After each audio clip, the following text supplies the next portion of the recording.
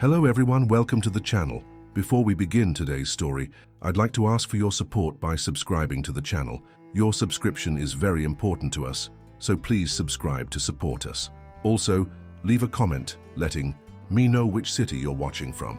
Now let's get into the case. Hello everyone, welcome to the channel. Before we begin today's story, I'd like to ask for your support by subscribing to the channel.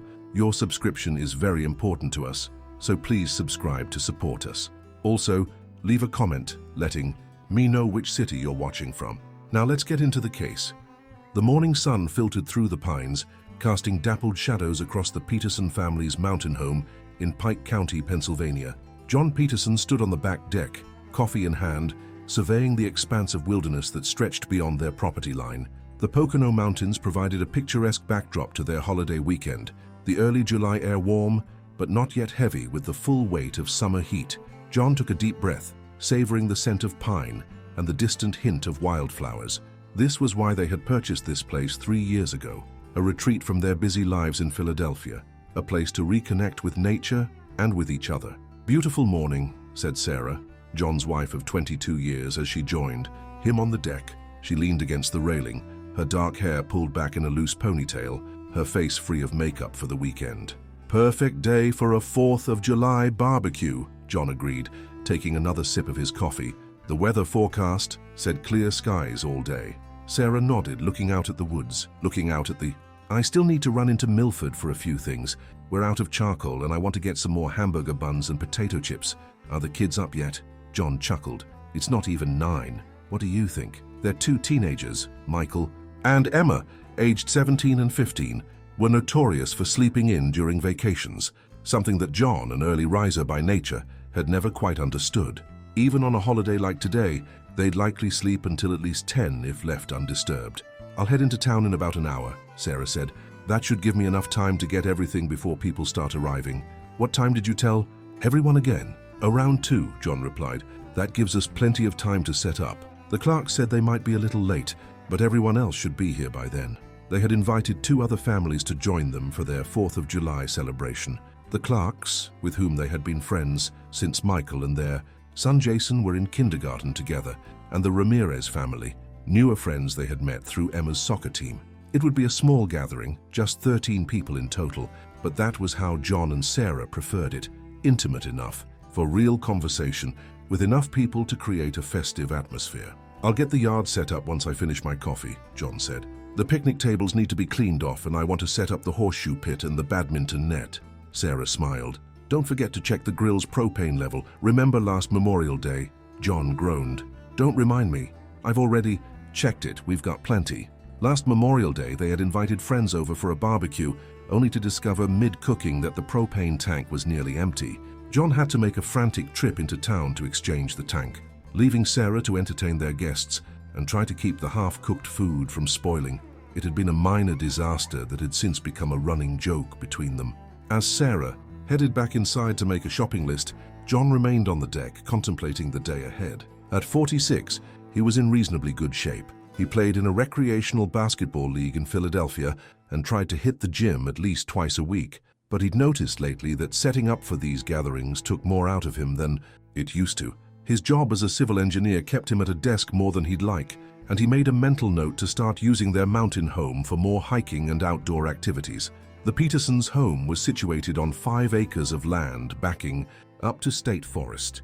It was a modern cabin-style house with 4 bedrooms, an open-concept main floor, and large windows that showcased the mountain views.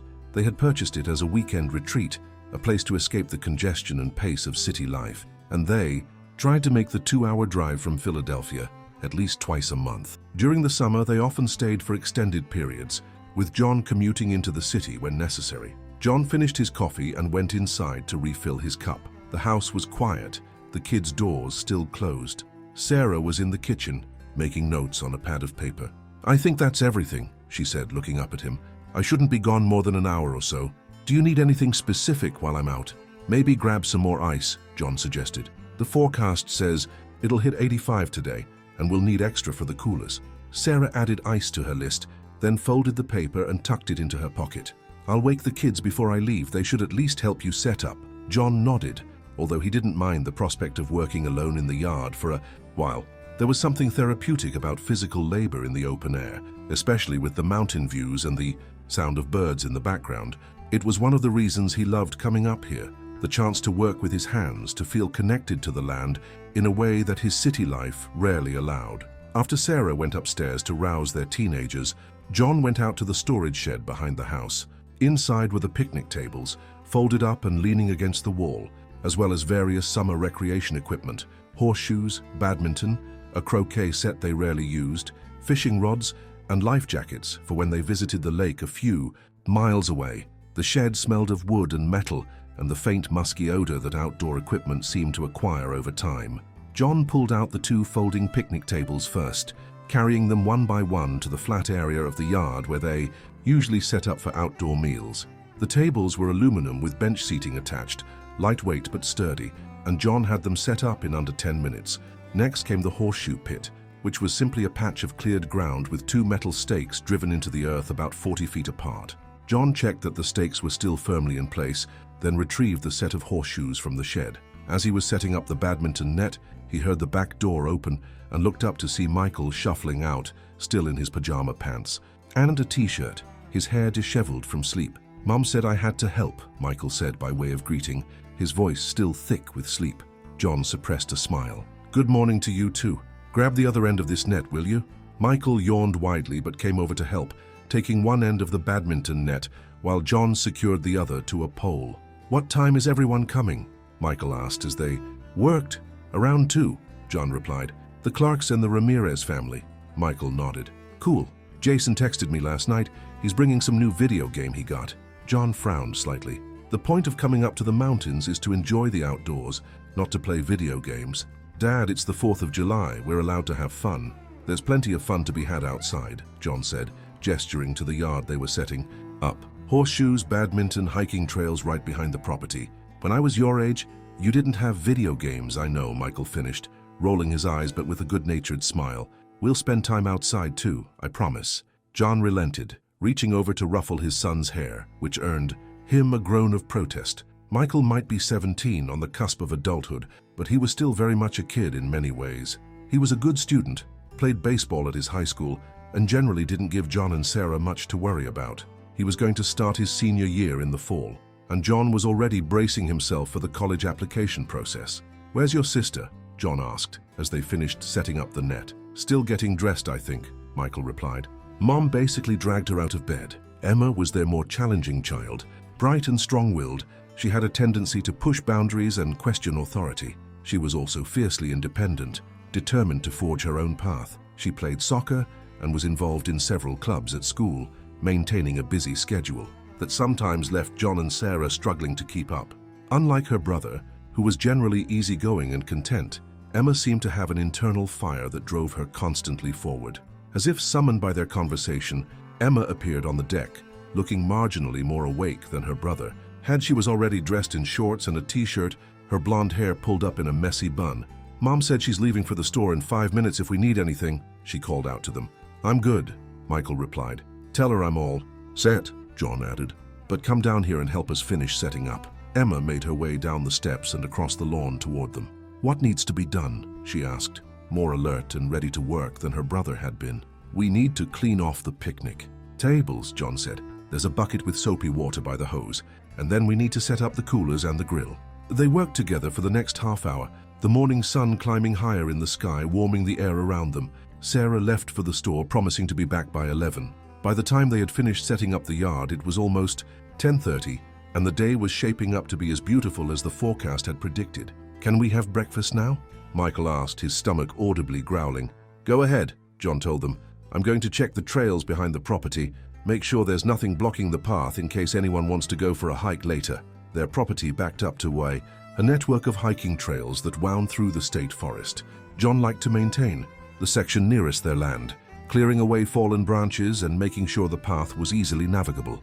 It gave him a sense of stewardship over the land, a connection to the wilderness that surrounded them. "Don't go too far," Emma warned.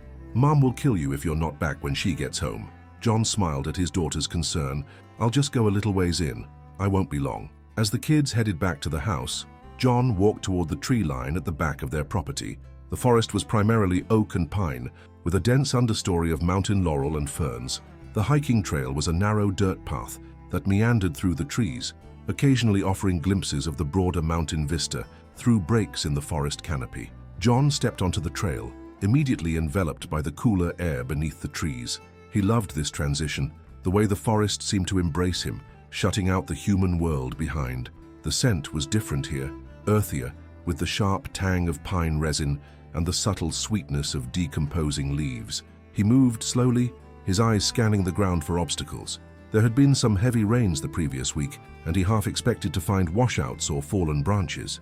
About 100 yards in, he found what he was looking for. A small tree had fallen across the path, likely brought down by the recent storms. It wasn't large, maybe 4 inches in diameter, but it was enough to block easy passage.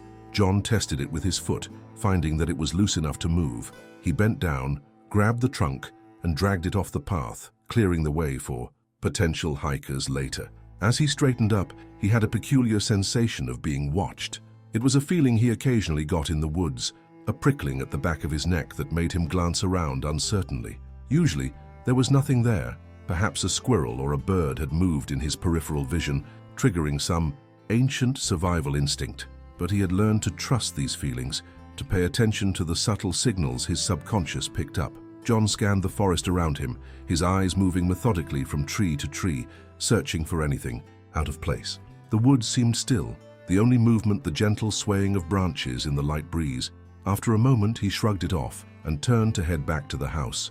Whatever had triggered that feeling, if anything, was either gone or well hidden. Now, he retraced his steps down the trail, emerging from the forest into the sunlight of their backyard. Michael and Emma were on the deck now, eating bowls of cereal and looking at their phones. John checked his watch. Nearly 11. Sarah would be back soon, and they still had a few more preparations to make before their guests arrived. The rest of the morning passed quickly. Sarah returned with the groceries, and they all worked together to prepare for the barbecue. John marinated chicken and formed hamburger patties, while Sarah prepared a potato salad and cut up vegetables for grilling. Michael and Emma were tasked with filling the coolers with ice and drinks, arranging them strategically around the yard for easy access. By 1:30, everything was ready. John had changed into clean shorts and a button-up short-sleeve shirt, casual but presentable. The grill was preheated, the food was prepared, and the yard was set up for games and relaxation. They had even strung some red, white, and blue bunting along the deck railing, a nod to the patriotic nature of the holiday. "Looks good," Sarah said, coming to stand beside him as he surveyed their handiwork. "I think this might be our best set up yet." John nodded in agreement. "Let's hope the food turns out as good as the decorations." Sarah nudged him playfully. "Your grilling skills are legendary, remember? At least, that's what you keep telling everyone." "Well, I don't like to brag, but..." John grinned, putting an arm around his wife's shoulders. The first of their guests arrived at 10 minutes to 2, the Ramirez family, always punctual. Carlos and Elena Ramirez, with their 3 children. Sophia, who was Emma's age, and her teammate, on the soccer team. Diego, a 12-year-old with boundless energy, and little Isabella, just 6, who immediately ran to the badminton set and began examining the rackets. "Welcome," John called out, crossing the yard to greet them. "Glad you could make it." Carlos approached with a case of beer in one hand and a large bowl covered in foil in the other. "We brought some ceviche," he said, nodding to the bowl. "Elena's specialty. And cerveza," Elena added with a smile, indicating the beer. "For the adults, of course." "Perfect," John said, taking the bowl while Carlos kept the beer. "Sarah's inside, probably putting the finishing touches on everything. The kids are around here somewhere." As if on cue, Emma emerged from the house, immediately spotting Sophia. The 2 girls waved to each other, and Emma came down to greet the Ramirez family. "Sophia," she exclaimed, "come see the new fire pit my dad built last month. We're going to make s'mores later." The 2 girls headed off toward the far side of the yard, where John had indeed constructed a stone fire pit during their last visit. He watched them go, pleased to see Emma so animated. She had been somewhat subdued lately, navigating the complex social dynamics of high school, and it was good to see her relaxed and happy. Diego had already found Michael, and the 2 were setting up the horseshoe pit, while Isabella was being gently guided by her mother toward the deck, where Sarah had just appeared to welcome them. John and Carlos followed, Carlos cracking open 2 beers and handing one to John. The cold beer was refreshing in the afternoon heat, which had climbed to the predicted mid-80s. They stood on the deck, making small talk about work and the drive up from Philadelphia, while Elena and Sarah caught up on their own conversation. The Clark family arrived 20 minutes later, right on time by their standards. David and Melissa Clark were perpetually running behind, a fact that their friends had long since accepted and accommodated. With them were their 2 children, Jason, who was Michael's age and best friend, and Lily, a thoughtful 13-year-old who immediately gravitated toward the adults rather than the other children. "Sorry we're late," David said as he shook John's hand. "Traffic on I-476 was a nightmare." "You're actually early by Clark standards," John joked. "We figured you'd be at least half an hour behind." David laughed good-naturedly. "We're trying to reform. Melissa's been setting all our clocks 15 minutes ahead." "Which would work if he didn't know I was doing it," Melissa interjected, giving her husband a playful eye roll.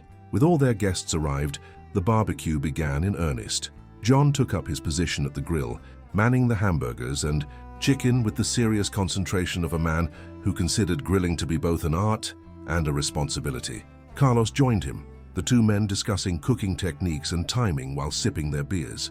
Sarah, Elena, and Melissa arranged the side dishes on the picnic tables: the potato salad, a green salad, chips, Elena's ceviche, and the pasta salad that Melissa had brought. The teenagers had formed their own group, with Michael, Jason, and Sophia engaged in a highly competitive game of badminton, while Emma kept score and occasionally offered commentary that made them all laugh. Diego and Lily had discovered a shared interest in a card game that Diego had brought, and they sat at the far end of one picnic table, deeply engrossed in their game. Isabella flitted between groups, sometimes watching the teenagers, sometimes pestering the adults, always in motion. It was, John thought as he flipped a row of hamburger patties, exactly the kind of relaxed, joyful gathering they had envisioned when they bought this place. The blue sky overhead, the mountains in the distance, good food and better company. It was the essence of what made these holiday weekends special. As the afternoon progressed, the group ate and drank, played games, and engaged in the kind of meandering conversations that only happen when people are truly at ease with one another. John found himself moving between roles: host, grillmaster, storyteller, listener, enjoying each in turn. He was particularly pleased to see how well the 3 families meshed, despite their different backgrounds and personalities.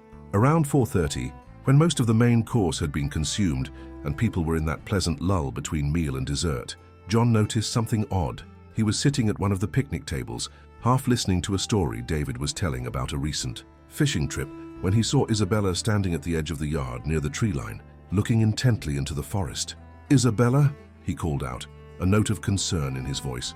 "What are you looking at, sweetheart?" Isabella turned to look at him, her expression serious. "I saw something moving in the trees," she said, pointing toward the forest. "Something big." John felt a flicker of unease.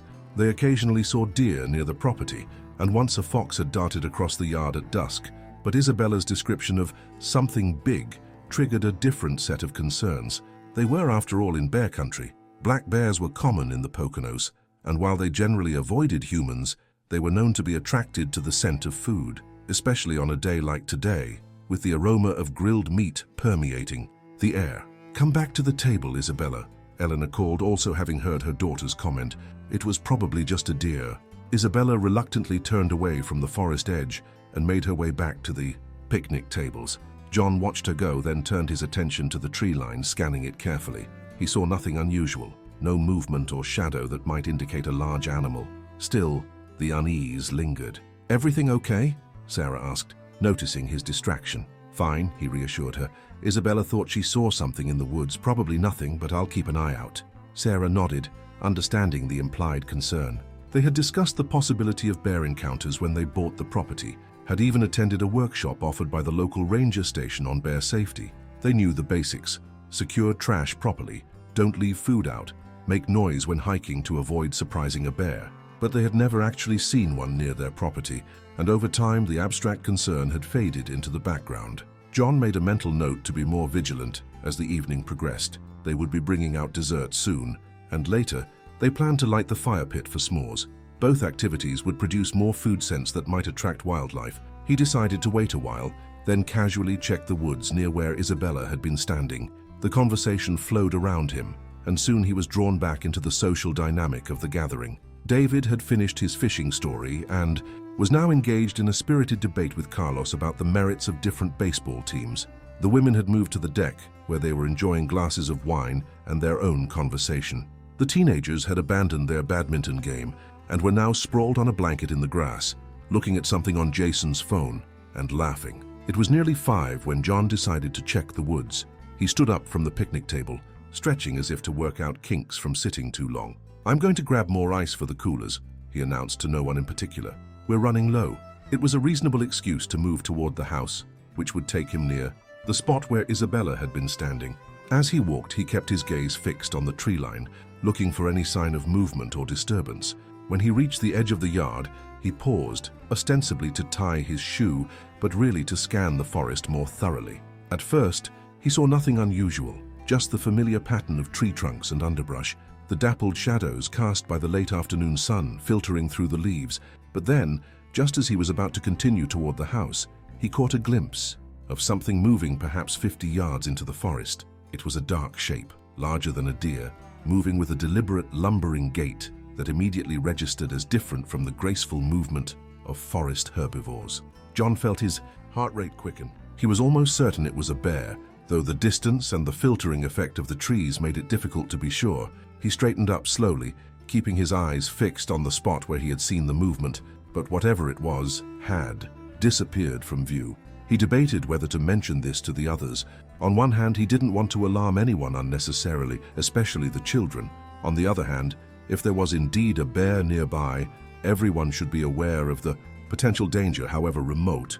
Black bears rarely attacked humans unprovoked, but they were wild animals and inherently unpredictable, especially if they felt threatened or if they had cubs.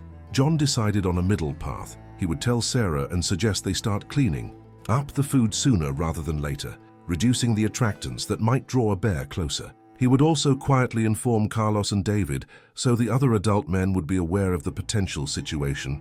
He continued to the house, retrieving more ice from the freezer, as he had said he would, then returned to the yard. He deposited the ice in one of the coolers, then made his way to the deck where Sarah was sitting with Elena and Melissa. "Mind if I steal my wife for a minute?" he asked the group with a casual smile. "Need her input on when to bring out the dessert." Sarah looked slightly puzzled. They had already discussed the timing of dessert, but she rose and followed him a short distance away from the others. "What's up?" she asked once they were out of earshot. "You've got that look." John sometimes forgot how well his wife could read him. "I think Isabella might have been right," he said quietly. "I saw something in the woods just now. Looked like it could be a bear." Sarah's eyes widened slightly. "Are you sure?" "Not 100%, John admitted. "It was pretty far in, and I only caught a glimpse, but it was big, and it didn't move like a deer." Sarah glanced toward the forest, then back at their guests scattered around the yard. "What should we do? I don't want to panic everyone." "I don't think we need to panic," John said. "Black bears usually avoid people, but I think we should start cleaning up the food, get everything secured, and I'll let Carlos and David know just so they're aware." Sarah nodded. "Good plan. I'll start gathering the food from the tables. You tell the guys, and John," she touched his arm lightly, "be careful if you go near the woods again." "I will," he promised, "but I don't think we need to worry too much.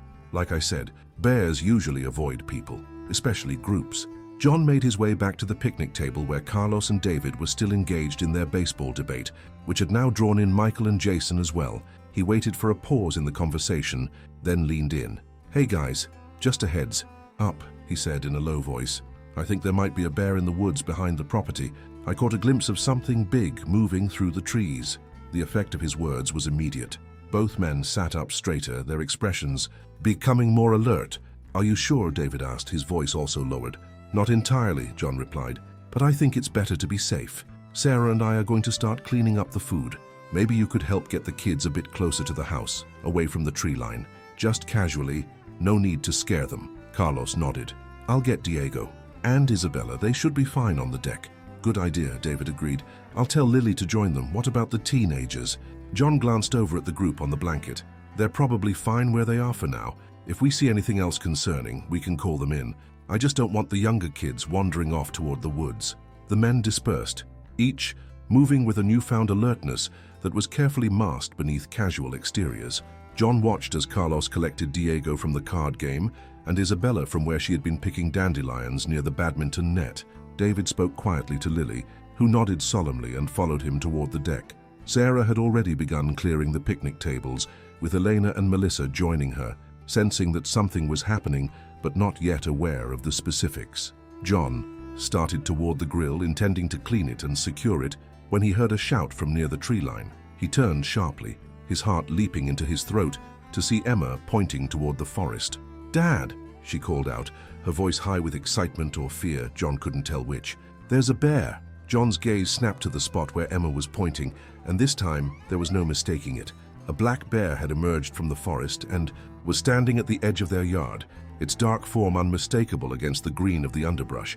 It was a medium-sized bear, likely a young adult, its glossy black fur catching the late afternoon sunlight as it swayed slightly on all fours, its snout raised as if testing the air. Time seemed to slow down as John processed what he was seeing. The bear was approximately 200 feet away, near the hiking trail entrance he had cleared that morning. It appeared to be alone, no cubs that he could see, and while it was looking in their direction, it didn't seem aggressive. Rather, it seemed curious, drawn perhaps by the sense of the barbecue. "Nobody move suddenly," John called out, trying to keep his voice steady and authoritative, despite the adrenaline coursing through him. "Carlos, David, get everyone onto the deck. Move slowly, no running." He saw the men spring into action, Carlos already having collected his younger children, now moving toward Michael, Jason, and Sophia, who were closest to the house. David had Lily and was calling softly to Emma, who was still standing near the tree line, seemingly frozen in place.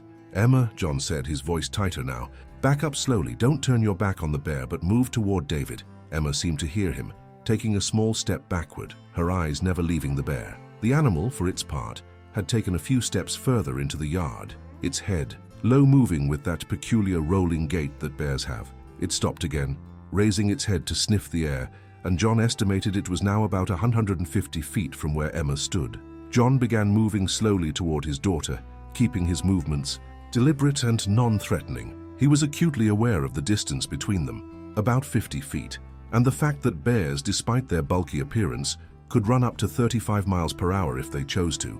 He kept his eyes on the bear, trying to read its body language, to gauge its intentions.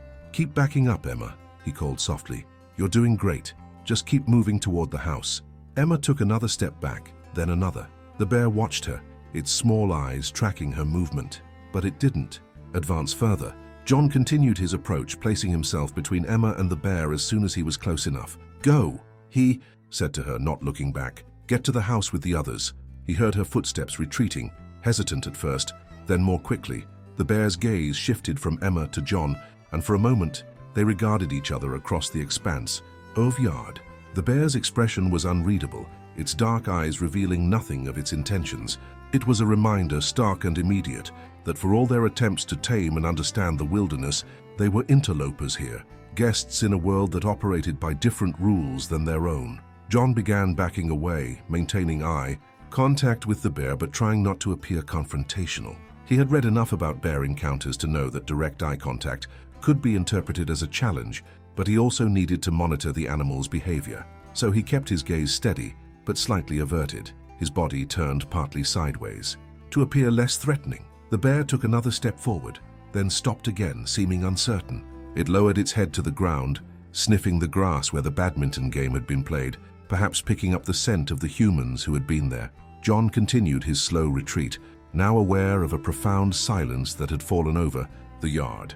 Everyone else had made it to the deck, he presumed, and were watching this tableau play out. He didn't dare turn to look, not wanting to take his eyes off the bear for even a moment. He had covered about half the distance to the deck when the bear made a sudden move. It wasn't toward John, but rather toward the nearest picnic table, where some of the food still remained. The bear approached the table with more confidence now. Its focus shifted from the humans to the more immediate lure of food. John seized the opportunity to back away more quickly, his heart pounding in his chest. He could hear urgent whispers. Behind him now could sense that he was getting closer to the relative safety of the deck and the house beyond. The bear reached the picnic table and rose onto its hind legs, reaching its front paws onto the tabletop. With one swipe of its powerful foreleg, it knocked a bowl of chips to the ground, then bent to investigate the fallen food. John had nearly reached the steps to the deck when a new sound cut through the tension, a high, frightened cry. He turned to see Isabella, who had broken away from her father's grasp and was now at the railing of the deck, pointing at the bear and crying in fear. The bear's head snapped up at the sound, its attention diverted from the food. It dropped back to all fours, its posture suddenly alert, tense. John felt a cold wave of fear wash over him. The dynamics had shifted. The bear was now aware of the humans as potential threats, its fight-or-flight instinct likely triggered by Isabella's cry. "Get her inside," John said urgently, not risking a louder command that might further agitate the bear. "Get everyone inside the house, now." He saw Carlos grab Isabella, hushing her gently, and begin herding everyone toward the back door. Sarah was there, holding it open, her face pale with fear. The bear, meanwhile, had taken a step toward the deck, then stopped, seeming to assess the situation. It was now in the middle of the yard, poised between the picnic table and the deck, its head swinging back and forth as if caught between the lure of the food and the potential threat or interest of the humans. John reached the foot of the deck, steps still facing the bear. He could go up backward, maintaining his visual contact with the animal, but it would be slow and awkward. Or he could turn and quickly ascend the steps, but that would mean turning his back on the bear, a move that felt deeply wrong on an instinctual level. Before he could decide, the bear made the choice for him. It suddenly charged forward, not in a full-on attack, but in what John recognized as a bluff charge, a warning, a test of his resolve. But even recognizing it as such did nothing to mitigate the terror of seeing a 300-pound wild animal rushing toward him. John held his ground, remembering another piece of advice from the bear safety workshop. With black bears, unlike grizzlies, you were supposed to stand your ground during a bluff charge, to show the bear you weren't prey that would flee. It was counterintuitive, fighting against every instinct for self-preservation, but he forced himself to stay still, to face the charging bear. The bear pulled up short about 30 feet away, huffing and pawing at the ground. It was a clear display of dominance, a warning rather than an attack, but it left John shaken nonetheless. He was close enough now to see the bear's fur rippling over its powerful muscles, to hear the heavy breaths it took, to smell the wild, musky scent of it. "John, come up slowly," Sarah called from behind him, her voice tight with fear. "Everyone's inside except us."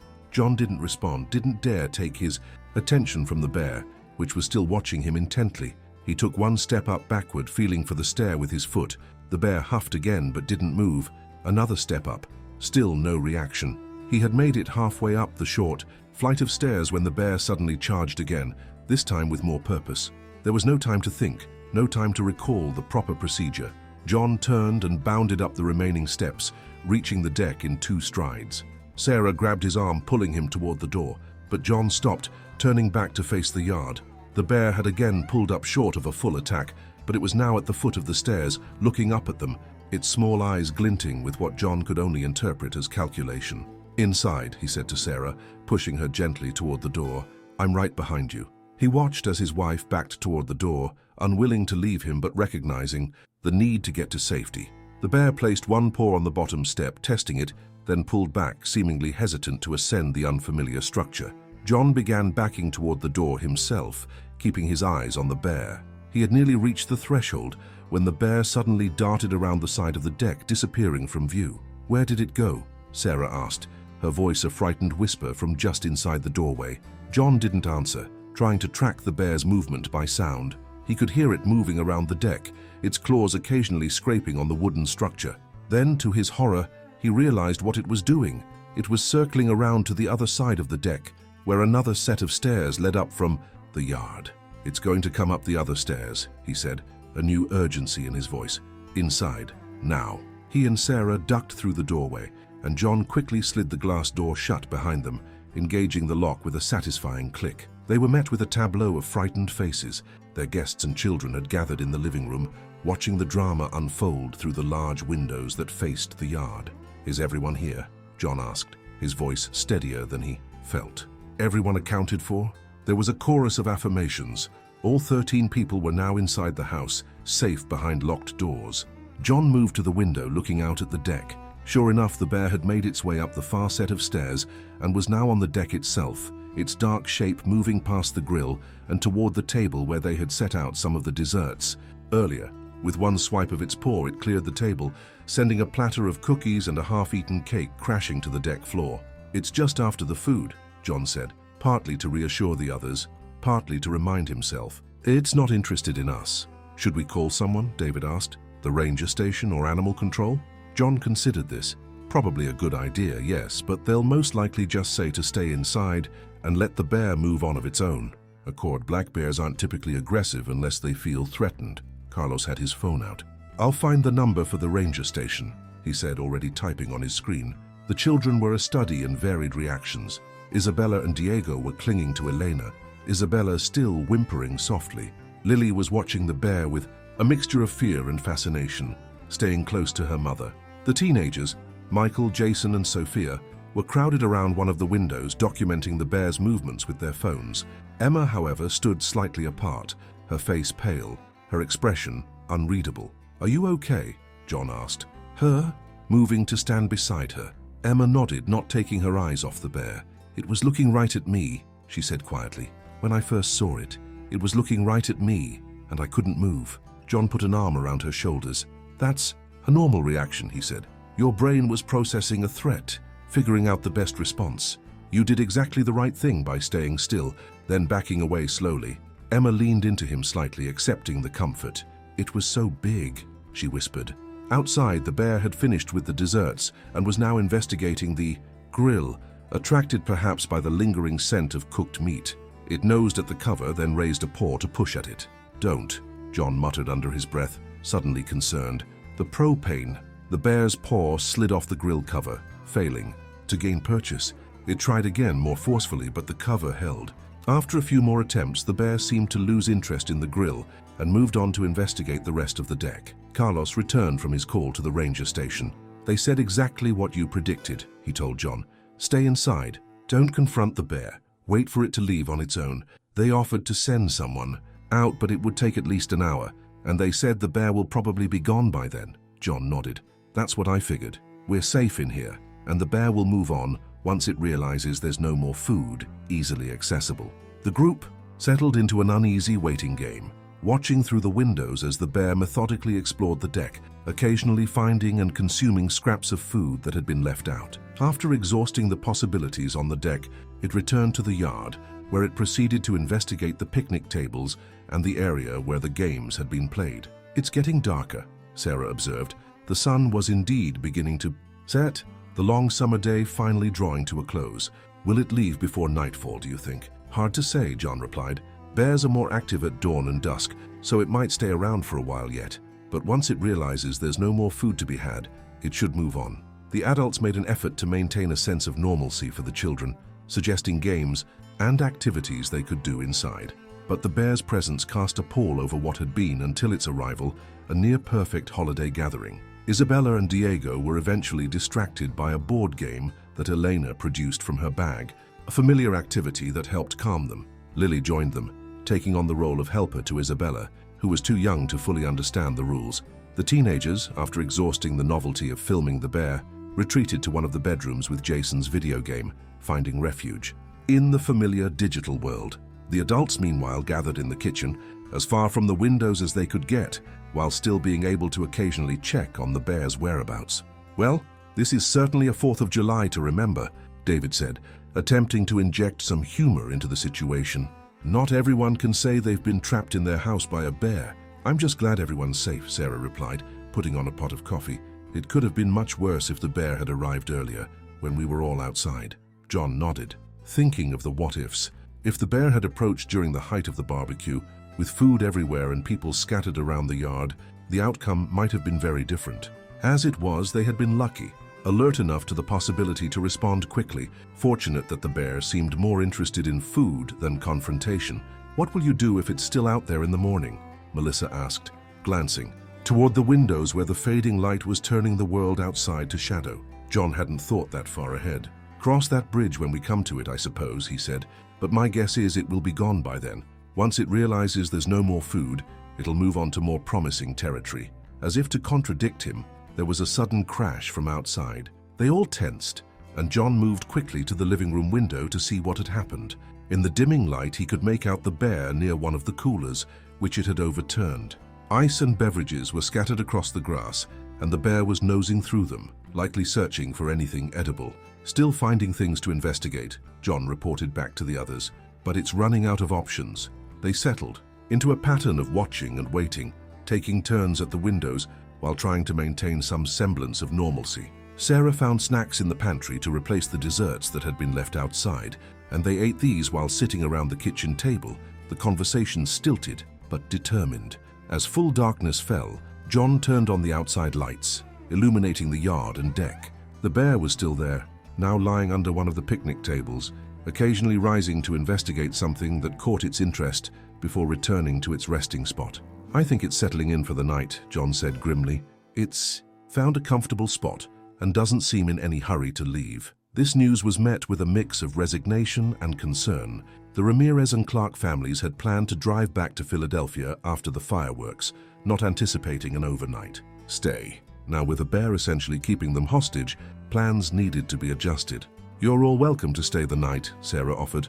"We have 2 guest rooms, and there's the couch and some air mattresses. It's not ideal, but it's better than trying to leave with a bear in the yard." The other families gratefully accepted, and they began making arrangements for the night. The children were easier to accommodate than the adults. The kids were excited by the impromptu slumber party aspect, their fear of the bear now tempered by the security of being safely inside.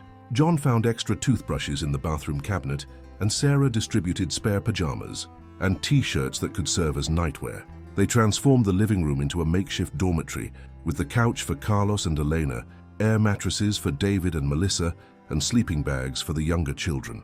The teenagers were split between the 2 guest rooms, with the girls taking one and the boys the other.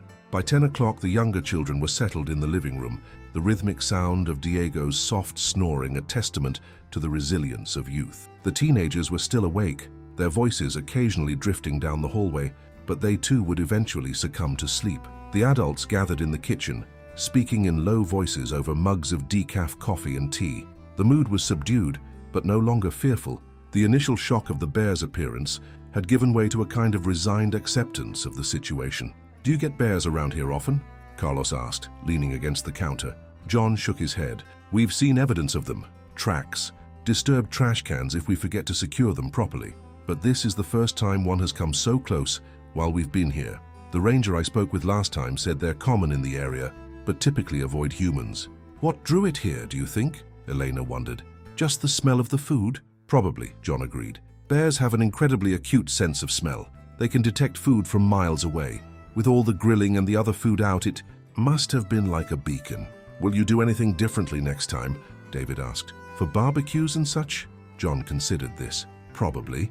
We might look into those bear-proof food storage containers for when we're eating outside, and maybe set up the grilling area further from the tree line, closer to the house."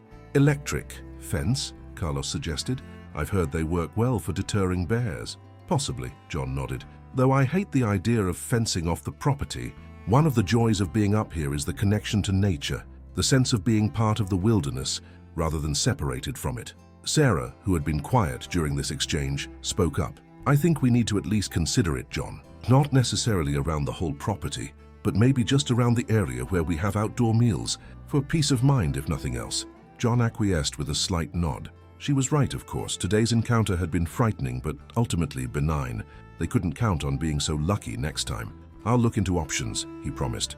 The conversation drifted to other topics, a mutual unspoken agreement to set aside the bear situation for a while. They discussed summer plans, compared notes on their children's activities, and shared the kind of personal anecdotes that friends they exchange when given the time and space to really talk. It was nearly midnight when they decided to call it a night.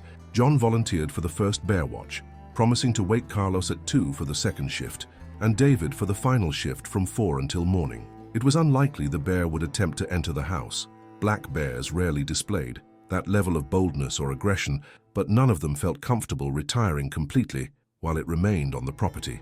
As the others went to their respective sleeping spots, John settled on a chair near the living room window, a vantage point that allowed him to see most of the yard and deck. The outside lights were still on, casting a yellow glow over the scene.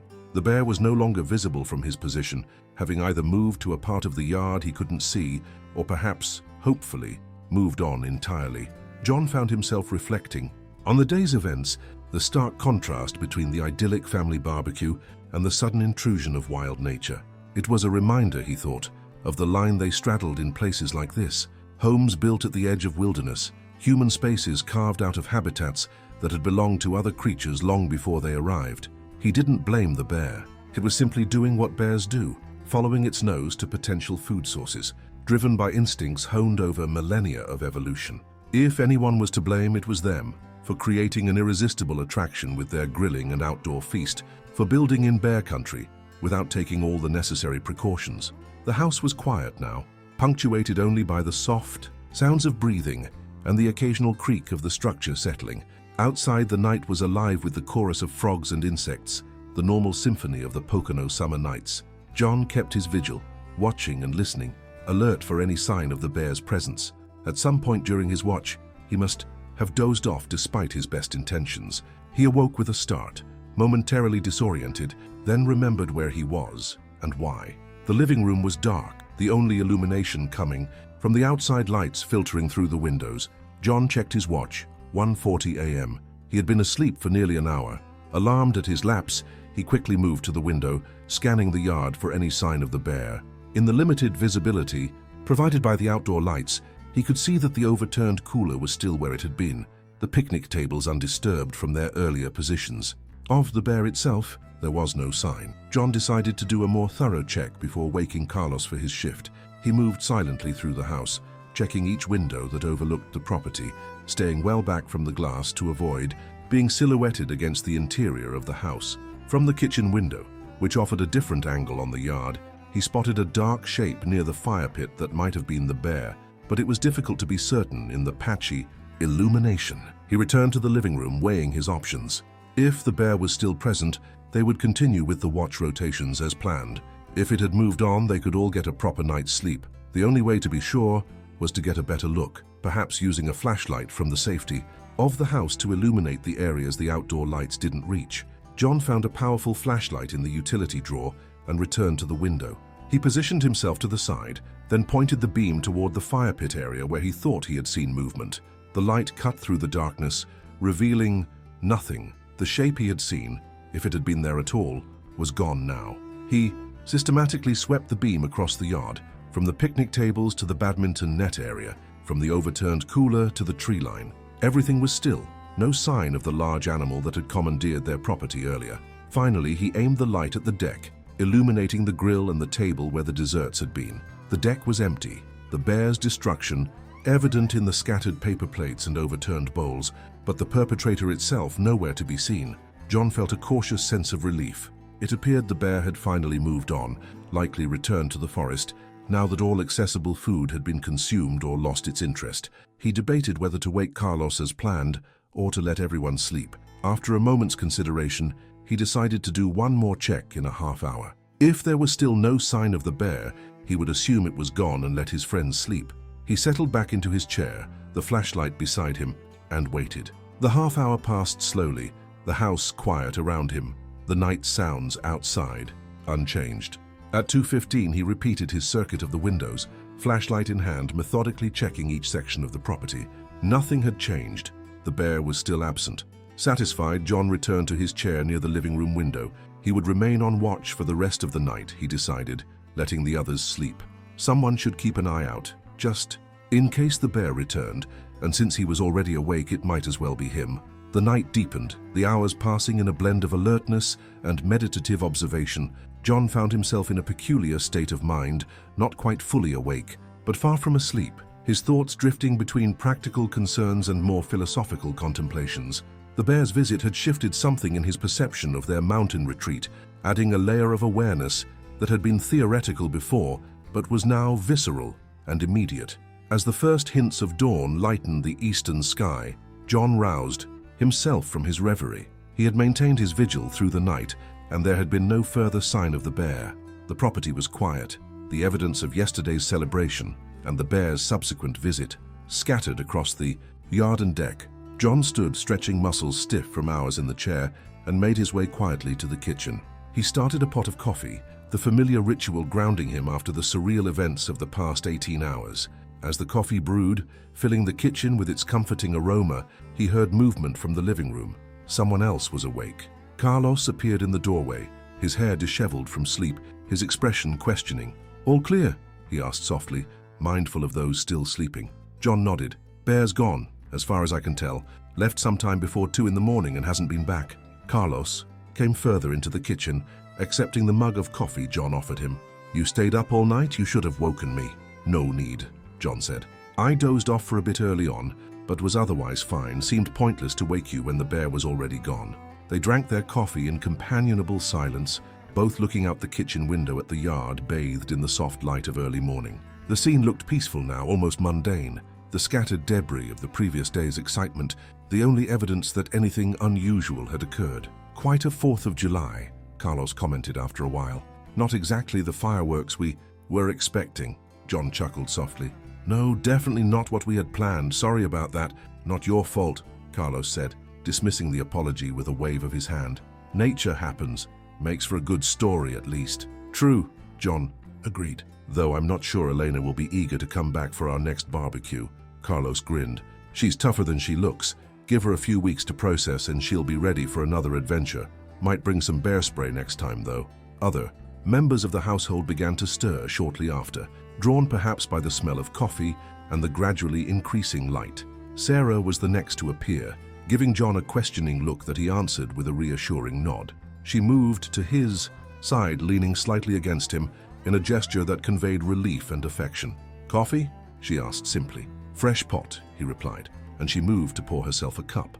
The morning unfolded in a blur of activity as everyone woke and began to prepare for departure.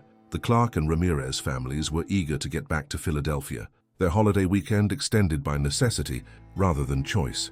There were children to be shepherded through morning routines, makeshift beds to be dismantled, and possessions to be gathered. Through it all, there was an undercurrent of shared experience, a bond forged in the face of unexpected danger. John and Carlos ventured outside once everyone was awake, cautiously at first, but growing more confident as they confirmed the bear's absence. They began to clean up the yard, righting the overturned cooler, collecting scattered items and assessing the damage. It was minimal, all things considered. Some broken dishes, food waste scattered around, claw marks on one of the picnic tables where the bear had tried to climb onto it. Nothing that couldn't be repaired or replaced. By 9 o'clock, the Clark and Ramirez families were packed up and ready to leave. There were hugs and handshakes, the kind that carry more weight after a shared ordeal, promises to get together. "Soon, albeit perhaps in a more controlled environment next time. Let us know if the bear comes back," David said as he shook John's hand. "Maybe get a picture if you can. From inside the house, of course." John smiled. "I think we've had enough bear encounters to last us a while, but if it returns, you'll be the first to know." As they watched their friends' cars pull away down the gravel driveway, Sarah slipped her arm around John's waist. "Quite a holiday," she said, echoing Carlos's earlier assessment. "That it was," John agreed, "though not one I'm eager to repeat." They stood there for a moment, the quiet of the morning settling around them, the forest beyond their property line a deeper shade of green in the morning light. It was peaceful again, the wild intruder long gone, but John knew their perception of this place had been irrevocably altered. They would never again sit in the yard without a heightened awareness of the forest edge, never again grill without wondering what scents might be carrying into the wilderness beyond. "I think I will look into that electric fence," he said finally, "just for the area where we eat outside and maybe some better food storage solutions." Sarah nodded against his shoulder. "Good idea. I still love it here, but yesterday was intense." "Me too," John said. "Both the loving it here and the intensity." He gave her a squeeze, then released her. "Let's finish cleaning up. I want to check out the deck more thoroughly, see if there's any damage to the grill or the house." They separated, each tackling different areas of the post-bear cleanup. Emma and Michael emerged from the house to help, still in their pajamas, but eager to be part of the restoration effort. As they worked, the conversation naturally revolved around the bear, how big it had been, its behavior, the fear and exhilaration of the encounter. "We should report it to the ranger station," Sarah suggested as they gathered on the deck, taking a break from their cleanup efforts. "Even though it's gone now, they like to keep track of bear activity in the area." John nodded. "I'll drive over there after we finish cleaning up. They probably won't do anything, but at least they'll know." "Do you think it will come back?" Emma asked, her tone suggesting she wasn't sure if she wanted it to or not. "Probably not soon," John replied. "But it knows there's potential food here now, so it might return eventually if it's hungry enough. That's why we need to be more careful about securing food when we're outside." Michael, who had been unusually quiet since the bear's appearance, spoke up. "It was kind of cool in a scary way. None of my friends back in Philly have seen a bear outside of a zoo." John understood the sentiment. There had been something awe-inspiring about the bear, despite the fear it had evoked. It was a reminder of the power and presence of the natural world, a world that humans often forgot they were a part of, not separate from. It was incredible, he agreed, but also a good lesson in respect. That bear could have done a lot of damage if it had wanted to. We were lucky it was more interested in food than in us. They finished cleaning up the yard and deck by mid-morning, restoring a semblance of order to the property. The evidence of the bear's visit was mostly erased, save for the claw marks on the picnic table and a lingering sense of having brushed against something wild and unpredictable. John decided to drive to the ranger station right away, while the details of the encounter were still fresh in his mind. He changed into clean clothes. He had been wearing the same outfit since yesterday afternoon and prepared to leave. "Want me to come with you?" Sarah asked as he gathered his keys and wallet. He considered the offer. "Sure, if you'd like. Kids too, if they want. Might be good for them to hear what the rangers have to say about bear safety." In the end, they all went, making it a family outing. The ranger station was about 15 minutes away, a small building set in a clearing with an adjacent parking lot. It served as both an information center for visitors to the state forest and a base of operations for the rangers who patrolled the area. Inside, they found a single ranger on duty, a middle-aged woman named Rodriguez, according to her nameplate. She looked up from her computer as they entered, offering a professional smile. "Good morning, how can I help you folks today?" John stepped forward. "We had a black bear visit our property yesterday during our 4th of July barbecue. It came quite close to the house, got into our food. We thought we should report it." Ranger Rodriguez's demeanor shifted slightly, becoming more alert, more focused. "I see. Was anyone injured?" "No," John said. "We all managed to get inside before it got too close. But it was on our deck, went through our food, stayed on the property until sometime in the night." The ranger nodded, pulling a form from a drawer. "I'll need to take some information. Your name and the location of your property, a description of the bear if you can provide it, and details about the encounter." For the next 20 minutes, John recounted the events of the previous day, with occasional interjections from Sarah and the children.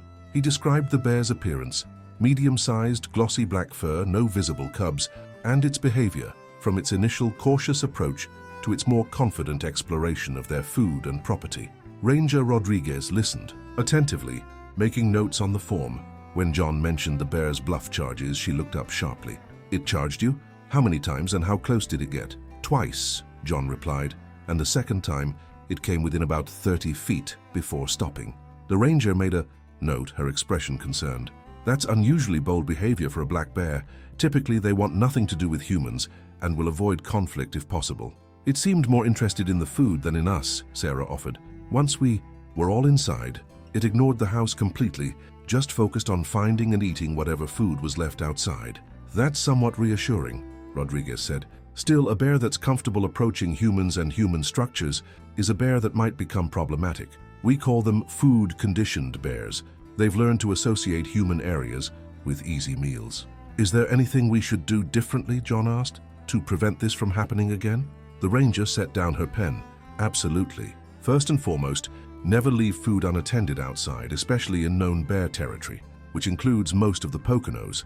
If you're grilling, have someone stay with the grill at all times. Store all food in bear-resistant containers. And keep garbage secured in bear-proof enclosures or inside until collection day." She turned to a shelf behind her and selected several pamphlets, which she handed to John. "These have more detailed information about living in bear country, including recommendations for electric fencing if you're interested in that option." "We were just discussing that this morning," John said, glancing at Sarah, "for the area where we have outdoor meals." "It's an excellent deterrent," Rodriguez confirmed.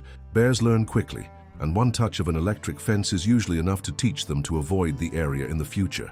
The conversation shifted to broader questions about black bears in Pennsylvania, their population, typical behavior, the frequency of human-bear encounters in the area. Ranger Rodriguez was knowledgeable and forthcoming, providing information that was educational without being alarmist.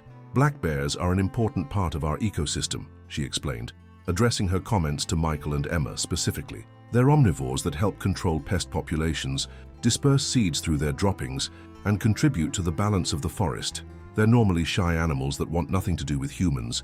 The problems arise when they lose that natural wariness, usually because they've found food around human habitations. So it's really our responsibility to prevent these encounters." Sarah summarized. Exactly, Rodriguez agreed. The saying we use is, a fed bear is a dead bear. Once a bear associates humans with food, it becomes increasingly bold in its search for more. Eventually, that can lead to behavior that's deemed dangerous, and in those cases, the bear often has to be euthanized. This sobering statement hung in the air for a moment. John hadn't considered that their carelessness with food yesterday might have set a bear on a path that could ultimately lead to its destruction. It added a layer of responsibility to the situation that he hadn't fully appreciated before. We'll be more careful in the future, he promised. Better food management, secure storage, maybe the electric fence, and I'll share these pamphlets with our friends and neighbors up here. Rodriguez seemed satisfied with this response. That's all we can ask. Education is our best tool for human-bear coexistence. She handed John another form. This is a copy of your report for your records. We'll add this incident to our database and keep an eye out for increased bear activity in your area. They thanked the ranger for her time and information, then left the station, each processing the conversation in their own way. As they walked to the car, Emma was the first to speak. I didn't realize the bear might be killed if it keeps coming around people, she said, her expression troubled. That doesn't seem fair, it was just hungry. John put a hand on her shoulder. It's not about fairness, honey, it's about safety, both for humans and in the long run for the bears themselves. But that's why we need to be responsible, to minimize these encounters. If bears never learn to associate us with food, they'll generally keep their distance.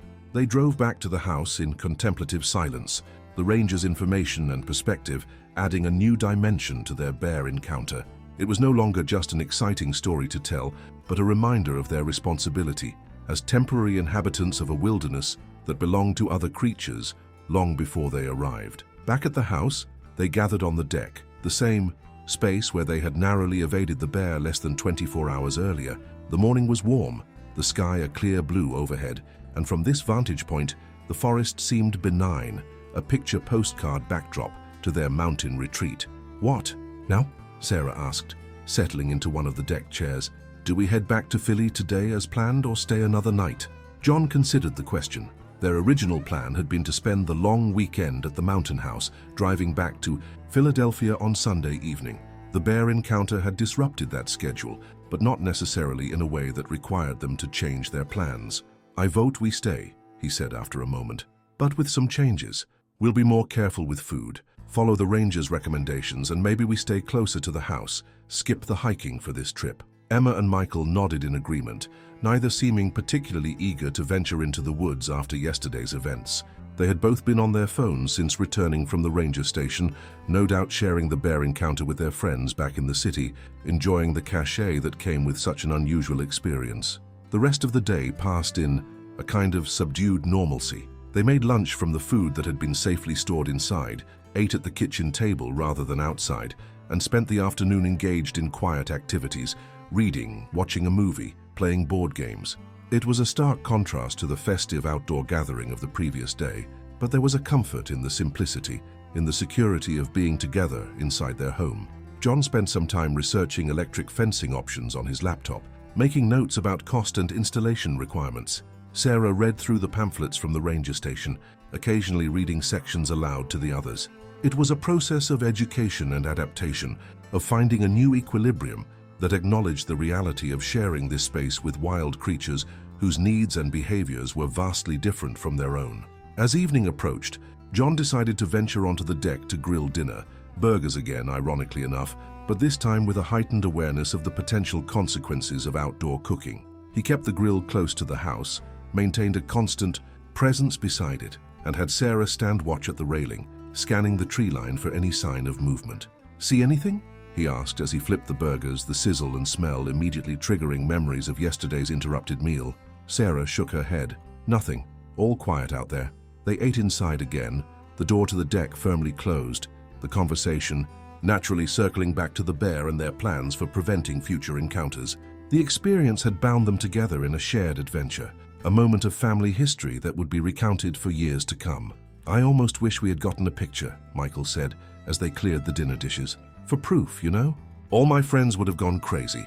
The proof is right outside, John replied, pointing to the claw marks on the picnic table, visible through the glass door. And here. He lifted his shirt slightly to reveal a set of long, shallow scratches across his chest, minor injuries he had noticed only this morning, likely sustained during one of the bear's bluff charges when a branch or fern had whipped against him. "You should have told me about those," Sarah said, frowning. "They could get infected." John shrugged, letting his shirt fall back into place.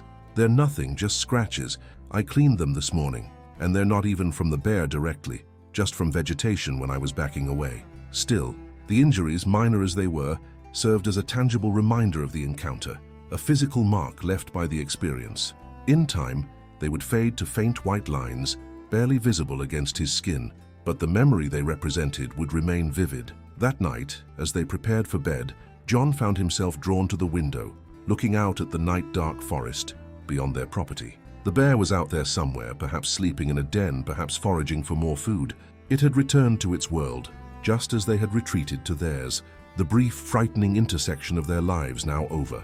Or perhaps not entirely over, he reflected. The bear carried away something from their encounter, the knowledge of a potential food source, a new pin in its mental map of the territory, and they carried away something too, a deeper understanding of the wild nature that surrounded them, a renewed respect for its power and presence. John turned away from the window, joining Sarah in their bedroom. Tomorrow, they would return to Philadelphia, to their urban existence of traffic and buildings and the constant press of humanity. But a part of him would remain here, watchful and aware, forever altered by the reminder that humans were not the only ones who laid claim to this land. The trip back to Philadelphia the next day was unremarkable, the familiar 2-hour drive a transition from one world to another. As they left the mountains behind, descending into the increasingly populated landscape of eastern Pennsylvania, John felt the bear encounter receding, becoming more like a vivid dream than a lived experience. By the time they reached their row house, in the Fairmount neighborhood of Philadelphia, the rhythms of city life had already begun to reassert themselves. There was mail to collect, plants to water, messages to check. The bear and the wilderness seemed distant, a reality that existed in another place, another time. When Monday came and John returned to his engineering firm in Center City, the disconnect was even more pronounced. Sitting in his office, surrounded by blueprints and computer models, the bear encounter felt almost fictional, a story that had happened to someone else. His colleagues, when he shared the experience, reacted with appropriate amazement and concern, but he could see in their eyes that they couldn't truly grasp the visceral nature of the event, the primal fear and wonder it had evoked. By the end of the work week, the bear story had already become something of an office legend, retold and slightly embellished with each iteration. John found himself both amused and slightly discomfited by the transformation of his experience into an anecdote, a tale of urban dwellers confronting the dangerous wild. Something essential was lost in the translation, some deeper truth about coexistence and respect that had been clear in the moment but became obscured in the retelling.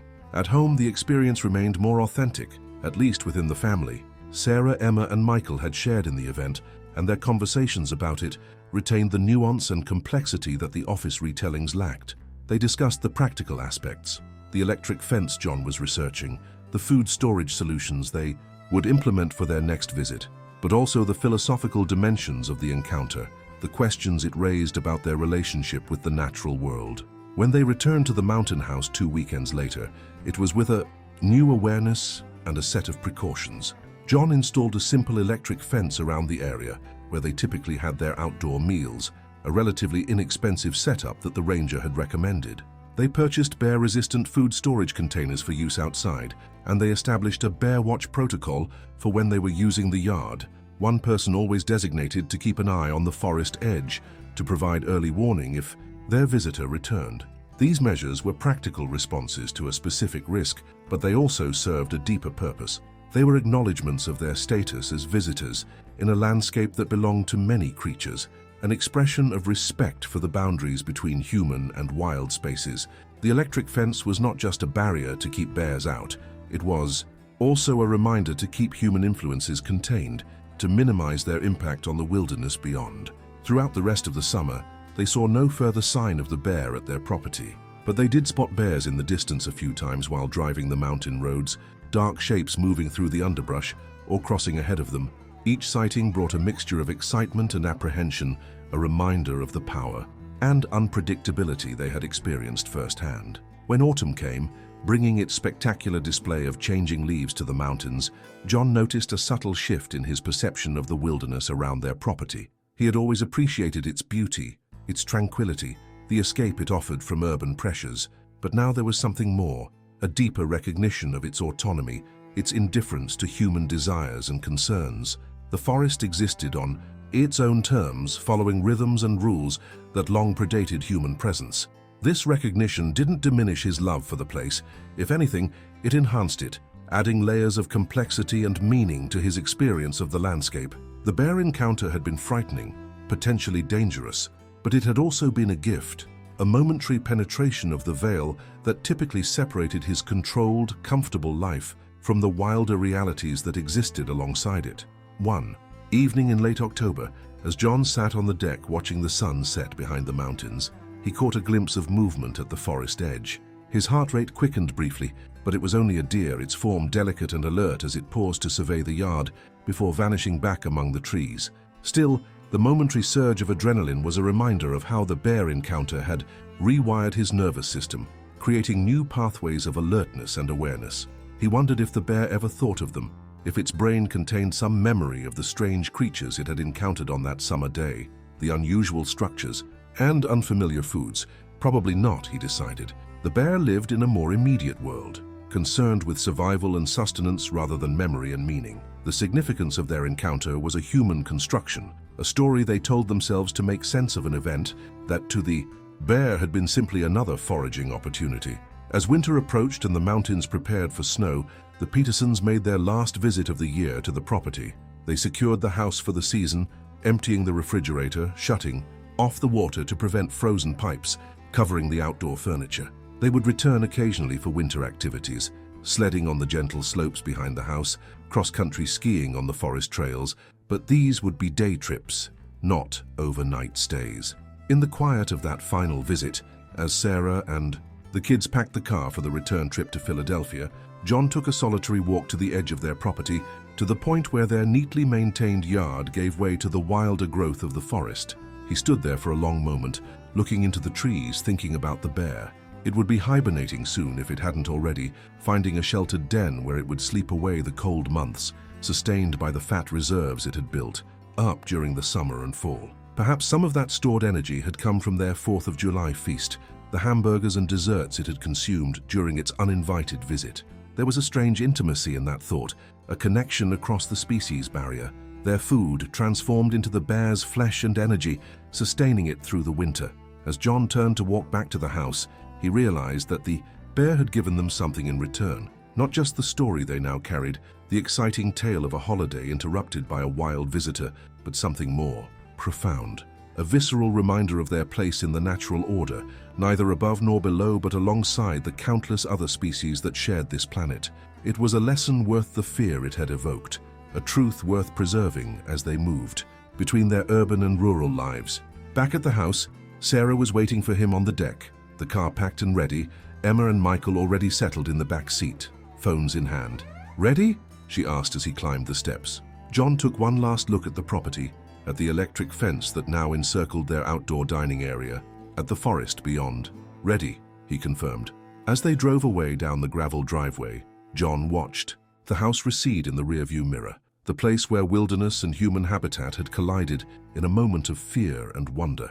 The bear was out there somewhere, following its own path through the mountains, unaware of the mark it had left on their lives, but they carried that mark with them, invisible except in the small scars on John's chest and in the way they now moved through the world, more alert, more aware, more cognizant of the wild lives that continued alongside their own, separate but forever connected. The crisp autumn air filled Scott Anderson's lungs as he stepped out of his Ford F-150 and surveyed the familiar landscape surrounding his hunting cabin. Paradise Valley stretched before him, a stunning expanse nestled between the Absaroka and Gallatin mountain ranges in southwestern Montana. The late afternoon sun cast long shadows across the property, and the aspen trees shimmered gold against the darkening sky. Scott inhaled deeply, savoring the scent of pine and earth that always welcomed him back to this place. This weekend trip had been long overdue. At 42, Scott had the weathered appearance of someone who spent considerable time outdoors. Crow's feet framed his blue eyes, evidence of years squinting against the sun while working construction in Bozeman, where he lived year-round. His 6-foot frame remained fit from physical labor, and weekend hiking excursions, though his dark brown hair had begun to gray at the temples. The cabin had been in his family for 3 generations, passed down from his grandfather to his father, and finally to him 7 years ago. Every fall, it served as his base for hunting season, a tradition he maintained with almost religious devotion. Scott grabbed his duffel bag and a cooler from the truck bed and made his way up the gravel path to the cabin. The structure was modest, but sturdy. A single-story building with a small front porch, 2 bedrooms, a combined living room and kitchen area, and a bathroom that his father had added in the 90s to replace the old outhouse. The exterior was clad in weathered wood siding that had withstood decades of Montana winters. A stone chimney rose from the far end, promising warmth on cold mountain nights. As he climbed the 3 wooden steps to the porch, Scott noticed fresh claw marks on the railing. He paused, running his fingers along the gouges in the wood. Bear sign wasn't uncommon in the area. Paradise Valley was prime grizzly country, with the bears expanding their territory in recent years as populations recovered. Still, seeing such clear evidence of a visit so close to the cabin sent a flutter of unease through his stomach. He made a mental note to be extra vigilant with food storage during his stay. The cabin door creaked as Scott pushed it open with his shoulder, juggling his bags. The familiar musty scent of the interior greeted him, a mixture of old wood, dust, and the lingering traces of wood smoke from his last visit in the spring. He set down his bags and went through the ritual of opening windows to air out the space, sweeping the wooden floors and checking for any signs of mice or other unwelcome visitors that might have taken up residence in his absence. The main room was simple but comfortable, with a worn leather sofa facing a stone fireplace, a small dining table with 4 chairs, and an open kitchen along the back wall. Family photos and mounted antlers decorated the pine-paneled walls, alongside his grandfather's old lever-action rifle that hung above the mantel, more a keepsake now than a functional weapon. Scott's actual hunting gear, including his Remington, remained locked in a cabinet in his bedroom. After getting the cabin in order, Scott returned to his truck to unload the rest of his supplies. He had packed enough food for his 3-day stay: steaks for grilling, bacon and eggs for breakfasts, sandwich fixings for lunch, and plenty of coffee and beer. He also brought his hunting gear, including camouflage clothing, binoculars, his rifle and ammunition. He had drawn an elk tag this year and was hoping to fill his freezer with meat for the winter. As he organized the supplies in the kitchen, Scott remembered the claw marks on the porch and decided to take extra precautions with food storage. Though he had a habit of being careful, growing up in Montana had instilled a healthy respect for grizzlies, he was particularly mindful today. He had installed a metal storage locker outside the cabin a few years back, specifically for food and trash, designed to be bear-resistant. He needed to use it consistently now, especially after seeing those fresh marks. Scott checked his watch, 4:30 p.m.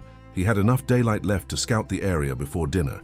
Changing into hiking boots and grabbing his binoculars, he locked the cabin and set out toward the ridge east of the property. The land surrounding the cabin comprised 20 acres of mixed forest and meadow that had been in the Anderson family since his grandfather purchased it in 1956. Beyond his property line stretched public land, managed by the Forest Service. As Scott hiked uphill through the pine forest, dried needles crunching beneath his boots, he scanned the surroundings for wildlife sign. He noticed several fresh elk droppings and what appeared to be a game trail leading along the ridge. Promising. He also spotted more bear sign, overturned rocks where a bear had likely been searching for grubs and insects, and claw marks on a tree trunk about 7 feet up. Grizzly, not black bear, judging by the height and spacing of the marks. The bears were active in the area, preparing for hibernation by consuming as many calories as possible. At the top of the ridge, Scott paused to catch his breath and take in the view. Paradise Valley stretched before him, the Yellowstone River winding through its center like a silver ribbon. The surrounding mountains were majestic in the late afternoon light, their peaks already dusted with early October snow. To the south, he could just make out the northern edge of Yellowstone National Park. The whole region was bear country, with the greater Yellowstone ecosystem supporting one of the densest grizzly populations in the lower 48 states. Scott had encountered bears before, mostly from a distance. 2 years ago, while hunting, he had spotted a black bear with cubs about 100 yards away and had quietly retreated in the opposite direction. 5 years before that, he'd surprised a young grizzly feeding on berries and had stood his ground, speaking calmly while backing away slowly, the bear eventually losing interest and ambling off. He carried bear spray on his belt now, a lesson learned from that nerve-wracking encounter. As the sun began to dip behind the mountains, Scott headed back to the cabin. The temperature was dropping rapidly, a reminder that fall nights in Montana could be bitterly cold. He looked forward to lighting a fire and grilling the ribeye steak he'd brought for tonight's dinner. His mouth watered at the thought. Back at the cabin, Scott built a fire in the fireplace, the familiar task of arranging kindling and logs requiring little conscious thought after years of practice. Soon, flames crackled and danced, casting a warm glow throughout the main room. He opened a beer from the cooler and sipped it as he prepared dinner, relishing the quiet solitude that had drawn him to this place since childhood. Outside, the grill on the back deck awaited his attention. Scott seasoned the steak with salt and pepper, then carried it out to cook. The scent of searing beef filled the air as fat dripped onto the hot coals, causing momentary flare-ups. Scott inhaled deeply, his stomach rumbling in anticipation. He wasn't thinking about how far that appetizing smell might carry in the still evening air, or what creatures might take interest in it. After enjoying his meal at the small dining table, Scott washed the dishes and, remembering the bear sign, properly stored all food containers and trash in the metal locker outside. The night had fully descended now, the darkness nearly absolute save for the splash of stars overhead. The isolation that felt peaceful in daylight took on a different quality after dark. The surrounding forest alive with subtle sounds, the high rustle of nocturnal creatures, the whisper of wind through pine needles, the occasional distant howl of a coyote. Scott added another log to the fire and settled on the couch with a book, a biography of Theodore Roosevelt he'd been meaning to read for months. Between work and life in Bozeman, he rarely found time for reading anymore. The cabin offered a reprieve from the constant demands of his everyday existence, a chance to slow down and reconnect with simpler pleasures.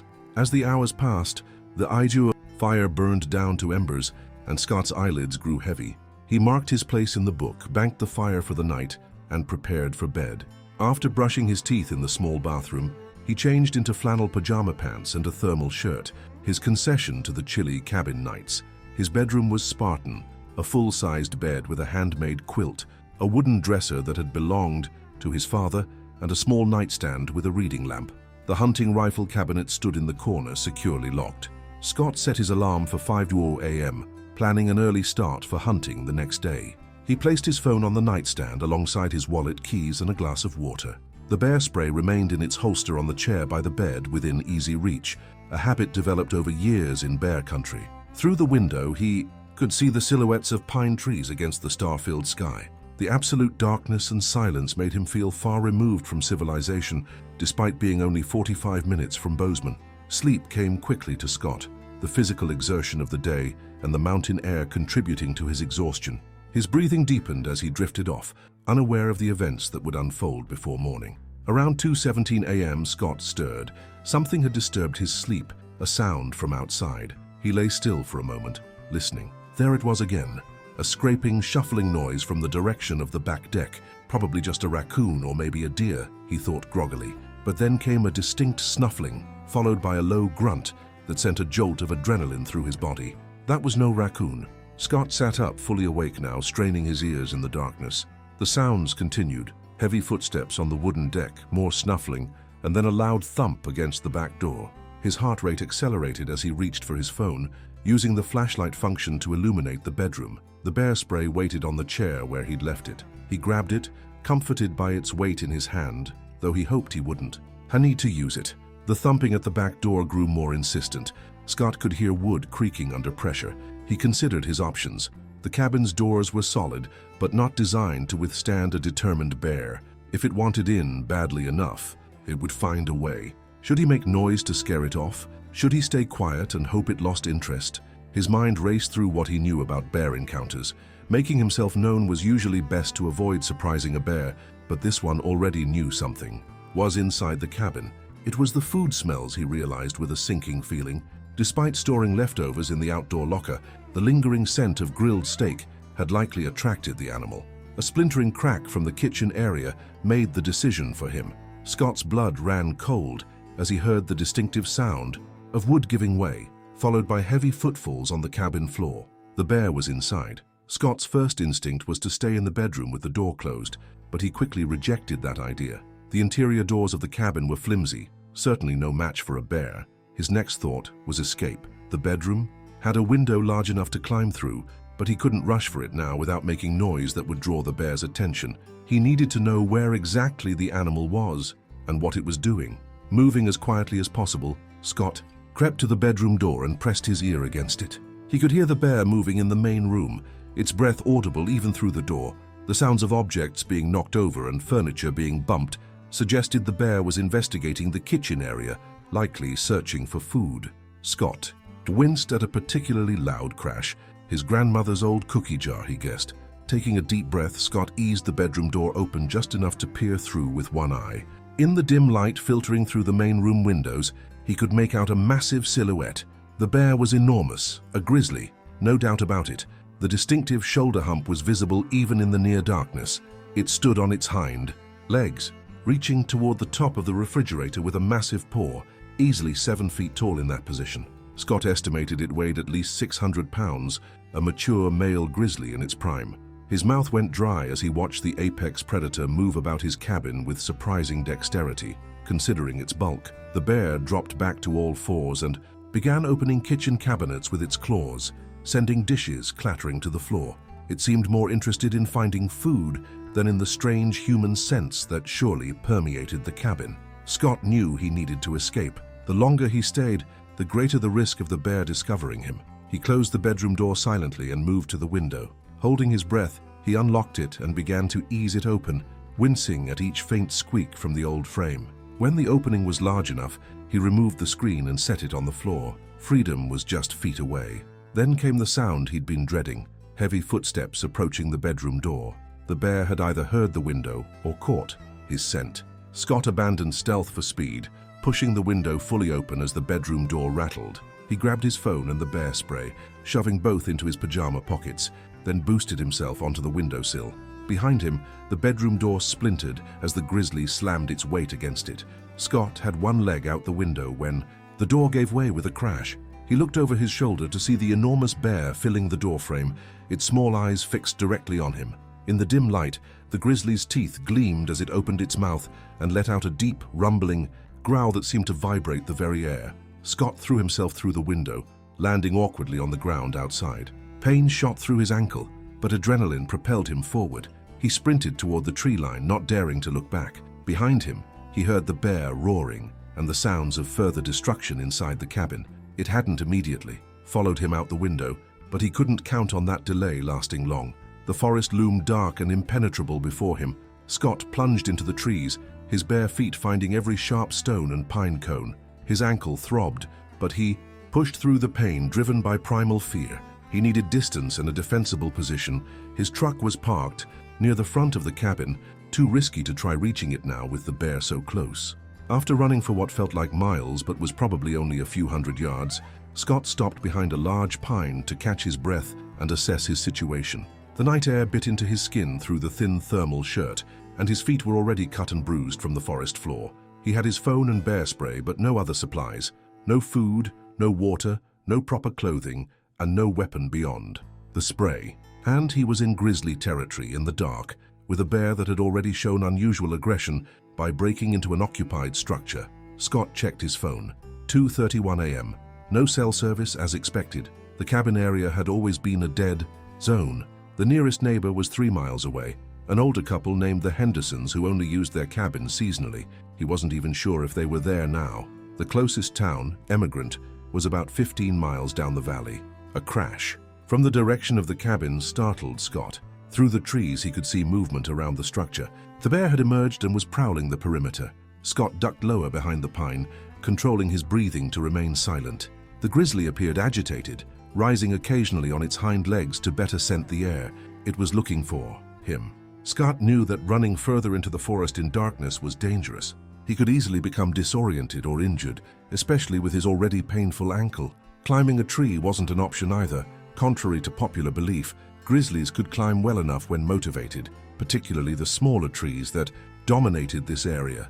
His best chance was to remain hidden, quiet, and downwind of the bear, hoping it would lose interest and move on. For nearly 20 minutes, Scott remained frozen in place, watching the grizzly investigate the area around the cabin. The bear returned repeatedly to the window he'd escaped through, sniffing intently.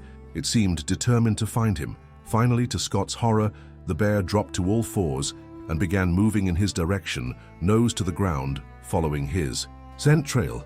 Scott's hand tightened around the bear spray canister. He'd need to stand his ground. Running would only trigger the bear's chase instinct, and he couldn't outrun a grizzly anyway.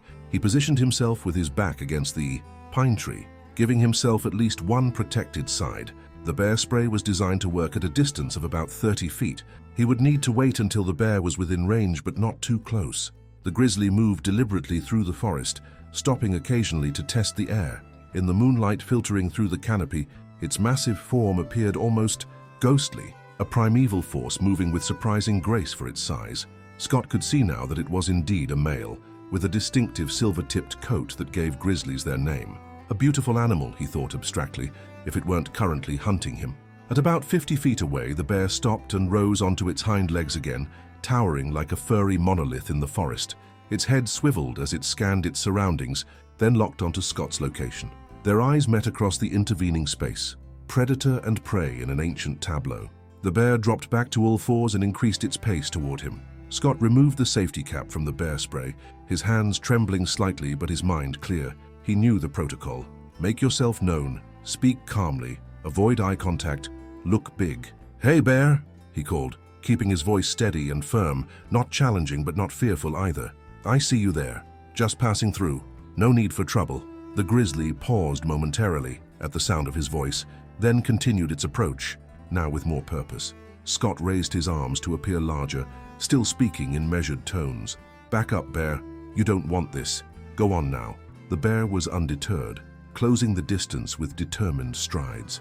At 30 feet, Scott aimed, the bear spray slightly downward, accounting for the typical spray pattern. The grizzly was close enough now that Scott could hear its breathing, see the muscles rippling beneath its thick fur. "Last chance, bear," Scott warned, knowing the animal couldn't understand his words, but hoping his tone might register. 25 feet. The bear's pace quickened, a clear sign it was committing to a charge. Scott squeezed the trigger on the bear spray, releasing a cloud of capsaicin-based deterrent. The orange cloud expanded between them, carried by the slight breeze directly into the bear's path. The effect was immediate. The grizzly ran headlong into the cloud and recoiled as if it had hit an invisible wall.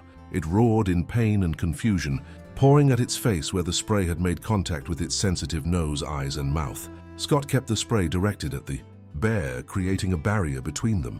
For a moment, it seemed the deterrent had worked. The bear backed away, shaking its head violently and snorting to clear its nasal passages. Scott maintained his position, the spray still aimed and ready for a second deployment if necessary. Then, to his dismay, the grizzly did what grizzlies sometimes do when faced with pain or a threat. It charged. The bear's forward momentum was so sudden and powerful that Scott barely had time to react. He sprayed again, emptying the canister in a desperate final attempt to stop the charge, but the bear pushed through the cloud, driven by rage and pain rather than hunger now. Scott tried to circle the tree to keep it between himself and the charging grizzly, but his injured ankle gave way. He fell backward just as the bear reached him. The impact knocked the wind from Scott's lungs. The grizzly's weight pinned him to the ground, its hot breath on his face reeking of wild animal and rotting meat. Scott instinctively raised his arms to protect his head and neck, a move that may have saved his life. The bear's jaws closed around his left forearm, teeth sinking through the thermal shirt and into flesh. Pain exploded through Scott's body. As bones crunched in the powerful grip, Scott screamed, a primal sound that echoed through the forest. He kicked and thrashed with his free limbs, trying to dislodge the massive animal. The bear released his arm only to clamp down on his shoulder, driving its teeth deep into the muscle where the shoulder met the neck. Each bite was accompanied by violent shaking, the bear treating Scott like prey to be subdued and torn apart. In his periphery, Scott spotted a fallen branch.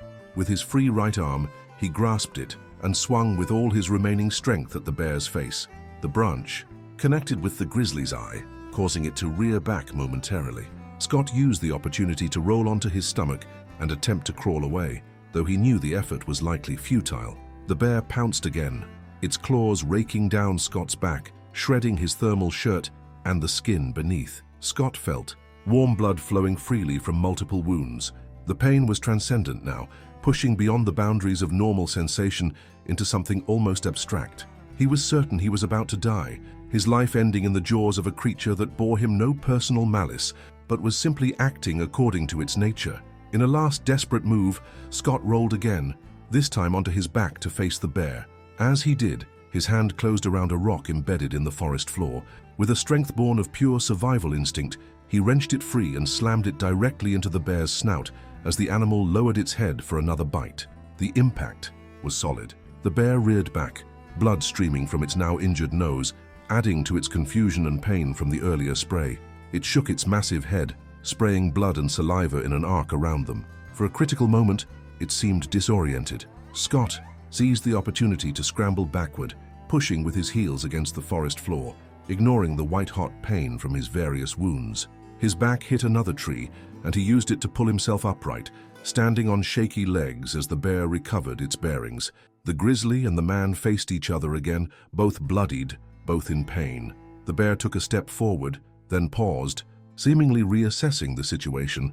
It huffed loudly, a sound of confusion rather than aggression. The easy meal it had expected had turned into a fight, and the pain in its face from both spray and rock was significant. Scott maintained eye contact now, his earlier caution about avoiding it forgotten in the intensity of the moment. He was, beyond fear, standing his ground more from inability to flee than from courage. Blood soaked his clothing, and his left arm hung uselessly at his side, likely broken in multiple places. His vision swam at the edges, shock beginning to set in. To Scott's astonishment, the bear took a step backward, then another. It continued to huff and growl but made no move to attack again.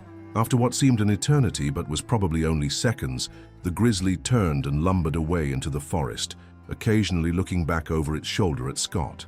Scott remained standing, braced against the tree until the sounds of the bear's departure faded into the distance. Only then did he allow himself to slide down the trunk to a sitting position, his adrenaline ebbing and the full extent of his injuries making themselves known. He was alive, but in bad shape. Taking inventory of his condition, Scott noted the worst injuries. His left forearm was mangled, with bone visible through torn flesh. His left shoulder and the base of his neck had deep puncture wounds from the fired bear's teeth. His back was crisscrossed with claw marks that continued to bleed freely, and his right ankle, while not a bear injury, was swollen and painful from his earlier fall. Additionally, his body was covered in minor cuts and bruises from being thrown to the ground and from his barefoot flight through the forest. Scott knew he needed medical attention urgently. Blood loss alone could kill him if he didn't get help soon. He reached for his phone, which miraculously had remained in his pajama pocket throughout the attack. Still no service, as expected, but he could use it as a flashlight and, if necessary, to document his injuries for rescuers to understand what they were dealing with. The cabin was unsafe with the bear potentially still in the area, but Scott needed supplies, particularly first aid materials and proper clothing. He also needed transportation. His truck keys were still inside on the bedroom nightstand. He would have to risk returning. Rising painfully to his feet, Scott used the phone's flashlight to illuminate his path back toward the cabin. Each step was agony, his ankle threatening to give way and his various wounds pulling and seeping. The forest that had seemed so benign during the day now felt oppressive and threatening in the pre-dawn darkness. Every sound caused him to flinch, anticipating the bear's return. After 15 minutes of slow progress, the cabin came into view. Scott approached cautiously, alert for any sign of the grizzly. The structure showed clear evidence of the bear's visit. The back door hung from a single hinge, and the window he'd escaped through was now enlarged. The frame splintered where the bear had apparently tried to follow him. Scott crept to the front of the cabin and peered through a window. The interior was devastated. Furniture overturned, cabinets torn from walls, his possessions scattered across the floor. No sign of the bear, though. Taking a deep breath, Scott entered through the front door, which had remained intact. The smell of bear permeated the space, a musky, wild odor unlike anything else. Scott moved quickly despite his injuries, gathering what he needed. The truck keys from the bedroom, now covered in broken furniture and torn bedding, a first aid kit from the bathroom, warm clothing from his duffel bag, boots and his wallet, and cell phone charger. He also grabbed his hunting rifle from the cabinet, which the bear had been unable to breach. Back outside, Scott made for his truck, constantly scanning his surroundings. The eastern sky had begun to lighten almost imperceptibly, the first hint of approaching dawn. The truck started on the first try, its familiar rumble providing an absurd sense of normalcy amid the chaos of the night. With trembling hands, Scott did his best to clean and bandage his worst wounds using the first aid kit. Field dressings were all he could manage. His injuries required professional medical care. He took 4 ibuprofen tablets, knowing they were wholly inadequate for the pain, but better than nothing. After pulling on a coat over his bloodied thermal shirt and changing into jeans and boots, he put the truck in gear and began the drive down the gravel road toward the highway. The motion of the vehicle aggravated Scott's injuries, each bump sending fresh waves of pain through his body. Blood continued to seep through the bandages, particularly from his forearm and shoulder. He was growing lightheaded from blood loss and shock, and he knew driving in this condition was dangerous. But the alternative, remaining at the cabin, seemed worse. When Scott reached the highway, he turned south toward Emigrant, the closest town with any services. As he drove, the sky continued to brighten. Checking the clock on the dashboard, he saw it was 5:23 a.m. The entire encounter with the bear had lasted less than 3 hours, though it felt like a lifetime had passed. 10 miles down the highway, Scott's phone finally showed a single bar of service. He pulled over immediately and dialed 911, his voice shaking as he explained the situation to the dispatcher. Bear attack, about 15 miles north of Emigrant on Highway 89, significant blood loss and heading to town now. The dispatcher urged him to stop driving and wait for emergency services, concerned about his condition, but Scott was determined to reach help as quickly as possible. He promised to drive carefully and hung up, continuing south. By the time he reached the outskirts of Emigrant, red and blue lights appeared in his rearview mirror, an ambulance and a Park County Sheriff's vehicle responding to his call. Scott pulled over, relief washing over him at the sight of the first responders. As they approached his truck, he caught a glimpse of himself in the rearview mirror, pale, blood-streaked face, torn and bloody clothing. He looked like a survivor from a horror movie. In a way, he supposed he was. The EMTs were professional and efficient, transferring Scott from his truck to the ambulance and beginning treatment immediately. They cut away his clothing to better assess his injuries, their expressions growing more concerned as the full extent of the damage became visible. One EMT started an IV for fluid replacement, while another applied pressure bandages to stop the bleeding. Their voices seemed to come from far away as they spoke to each other and to Scott. Multiple lacerations, puncture wounds, possible fractures in the left forearm, significant blood loss, signs of shock. Scott tried to focus on their questions. Yes, it was a grizzly. No, he didn't know if it was still in the area. Yes, he lived in Bozeman. No, there was no one else at the cabin. The sheriff's deputy was taking notes, occasionally radioing information to dispatch. Someone mentioned calling Montana Fish, Wildlife and Parks to report the bear attack. The ambulance began moving, siren wailing as it raced toward Livingston, the nearest town with a hospital. Scott drifted in and out of consciousness during the 30-minute journey, the combination of pain, shock, and medication creating a dreamlike state. Images from the attack flashed before his eyes, the bear's silhouette in his bedroom doorway, its teeth gleaming in the darkness, the impact of its weight as it pinned him to the ground.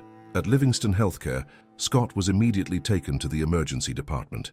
Doctors and nurses swarmed around him, assessing his condition and beginning treatment. X-rays confirmed multiple fractures in his left forearm and clavicle. The puncture wounds on his shoulder and neck had narrowly missed his jugular vein, and major arteries, a matter of inches, had separated him from death by exsanguination in the forest. Scott required surgery to repair his forearm, which had suffered compound fractures in 2 places. The orthopedic surgeon inserted metal plates and screws to stabilize the bones. The claw marks on his back needed dozens of stitches, as did the bite wounds on his shoulder. Throughout it all, the medical team remained concerned about infection. Bear mouths harbor numerous bacteria that can cause serious infections in humans.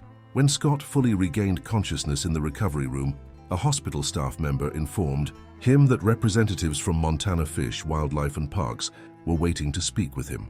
Scott agreed to the interview, though he was groggy from pain medication and the after effects of anesthesia. 2 FWP officers entered his room, a woman in her 40s with short gray hair and a younger man with a neatly trimmed beard, both in the agency's distinctive khaki uniforms. They introduced themselves as Wildlife Management Specialist Diane Rodriguez and Conservation Officer Mark Hiller. "Mr. Anderson, we're very sorry about what happened to you," Rodriguez began, her tone professional but sympathetic. "When you feel up to it, we'd like to get some details about the bear encounter to help us locate and identify the animal." Scott recounted the events of the night as clearly as he could, from first hearing the bear outside to his escape and the attack in the forest. The officers asked specific questions about the bear's appearance, behavior, and the exact location of the attack. They seemed particularly interested in what might have attracted the bear to the cabin. "I grilled a steak for dinner," Scott admitted, "and though I stored the leftovers in the bear-proof locker, the smell probably lingered. I should have been more careful." Rodriguez nodded. "Smells can travel a long way, especially to a bear's sensitive nose. This time of year they're hyperphagia, building up fat reserves for hibernation. They're constantly searching for high-calorie food sources." "What will happen to the bear?" Scott asked, his feelings mixed. Despite his injuries, he understood that the grizzly had been acting on instinct, not malice. Officer Hiller's expression grew more serious. "We'll send a team to your cabin area today to look for the bear. Given that it broke into an occupied structure and attacked a human, it's considered a public safety risk. Our options depend on various factors, including the bear's history, age, and behavior pattern." "You mean you might kill it?" Scott said, not as a question. "That's one possibility," Rodriguez acknowledged, "but relocation is also an option in some cases. We'll need to evaluate the situation fully. First, we need to find the bear and identify it. The fact that you described it as having a distinctive silver-tipped coat and estimated its weight at around 600 pounds will help us. And since you injured its nose with that rock, it may have visible trauma that will make identification easier." After finishing their questions, the officers thanked Scott and left, promising to keep him informed about their efforts to locate the bear. A local sheriff's deputy came next, taking a statement for the official incident report. By the time the interviews were complete, Scott was exhausted, the pain medication wearing off and discomfort returning to his various injuries. A nurse administered another dose of pain relief, and Scott drifted into an uneasy sleep, his dreams filled with pursuing bears and endless forests. He woke several times during the day, disoriented and anxious, until reality reasserted itself. He was in the hospital, not the forest. He had survived. That evening, Scott received a call from his closest friend, Mike Callahan, who had been listed as his emergency contact. Mike had been notified about the accident and was driving from Bozeman to visit. The familiar voice brought tears to Scott's eyes, the emotional impact of his ordeal finally hitting him now that his immediate survival was assured. Mike arrived an hour later, visibly shocked at Scott's appearance despite having been warned. "Jesus, Scott," he said, standing at the foot of the hospital bed. "When they said bear attack, I didn't realize. I mean, you look like you went 10 rounds with a meat grinder." Scott attempted a smile, which pulled painfully at his bruised face. "You should see the bear." Mike pulled up a chair and sat beside the bed. In his mid-40s, he had been Scott's friend since they met working construction 20 years earlier. He now owned his own contracting business in Bozeman. "Tell me everything," he said, "and don't leave anything out." Scott recounted the experience again, finding that talking about it helped process the trauma. Mike listened intently, occasionally shaking his head in disbelief or letting out a low whistle at particularly harrowing details. "You know what's crazy?" Scott said when he'd finished the story. "Part of me feels guilty about the bear. I keep thinking I should have stored the food better, made more noise when I first heard it outside, done something differently." Mike's expression was incredulous. "Are you serious? That thing tried to eat you. It's like feeling guilty about swatting a mosquito." "It's not the same," Scott insisted. "The bear was just being a bear. It wasn't personal." "Yeah, well, your arm being broken in 3 places feels pretty personal to me," Mike retorted.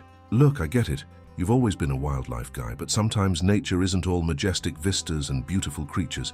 Sometimes it's teeth and claws and fighting for your life." Scott nodded, too tired to argue. Mike was right in a way, but he couldn't shake the feeling that the encounter represented a failure on his part, a failure to properly respect and coexist with the wild places he loved. The conversation was interrupted by the arrival of Dr. Eleanor Chen, the emergency physician who had initially treated Scott. She checked his vital signs and examined the bandages covering his various wounds.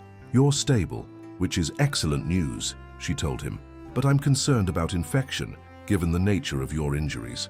We've started you on broad-spectrum antibiotics, and we'll need to keep you here for observation for at least 3 days. After that, you'll require follow-up care and physical therapy, especially for that arm." "When can I go back to work?" Scott asked, thinking of his construction job and the bills that wouldn't stop coming just because he'd had a run-in with a grizzly. Dr. Chen's expression was sympathetic but firm. "Realistically, not for at least 6 to 8 weeks, and that's assuming no complications. The arm fractures alone would keep you off a construction site. Add in the soft tissue damage and possible nerve injury, and you're looking at a significant recovery period. The news hit Scott hard. He lived paycheck to paycheck with some savings, but nothing that would sustain him through 2 months without income. He had health insurance through his employer, but it wasn't comprehensive and the deductible would be substantial. After Dr. Chen left, Mike seemed to read his thoughts. Don't worry about money right now. Focus on healing. If you need help with bills or whatever, we'll figure it out. Scott wanted to protest, to insist he could manage on his own, but the reality of his situation made such pride impractical. Thanks, he said simply. Mike stayed until visiting hours ended, promising to return the next day. He also offered to check on Scott's apartment in Bozeman and contact his employer to explain the situation.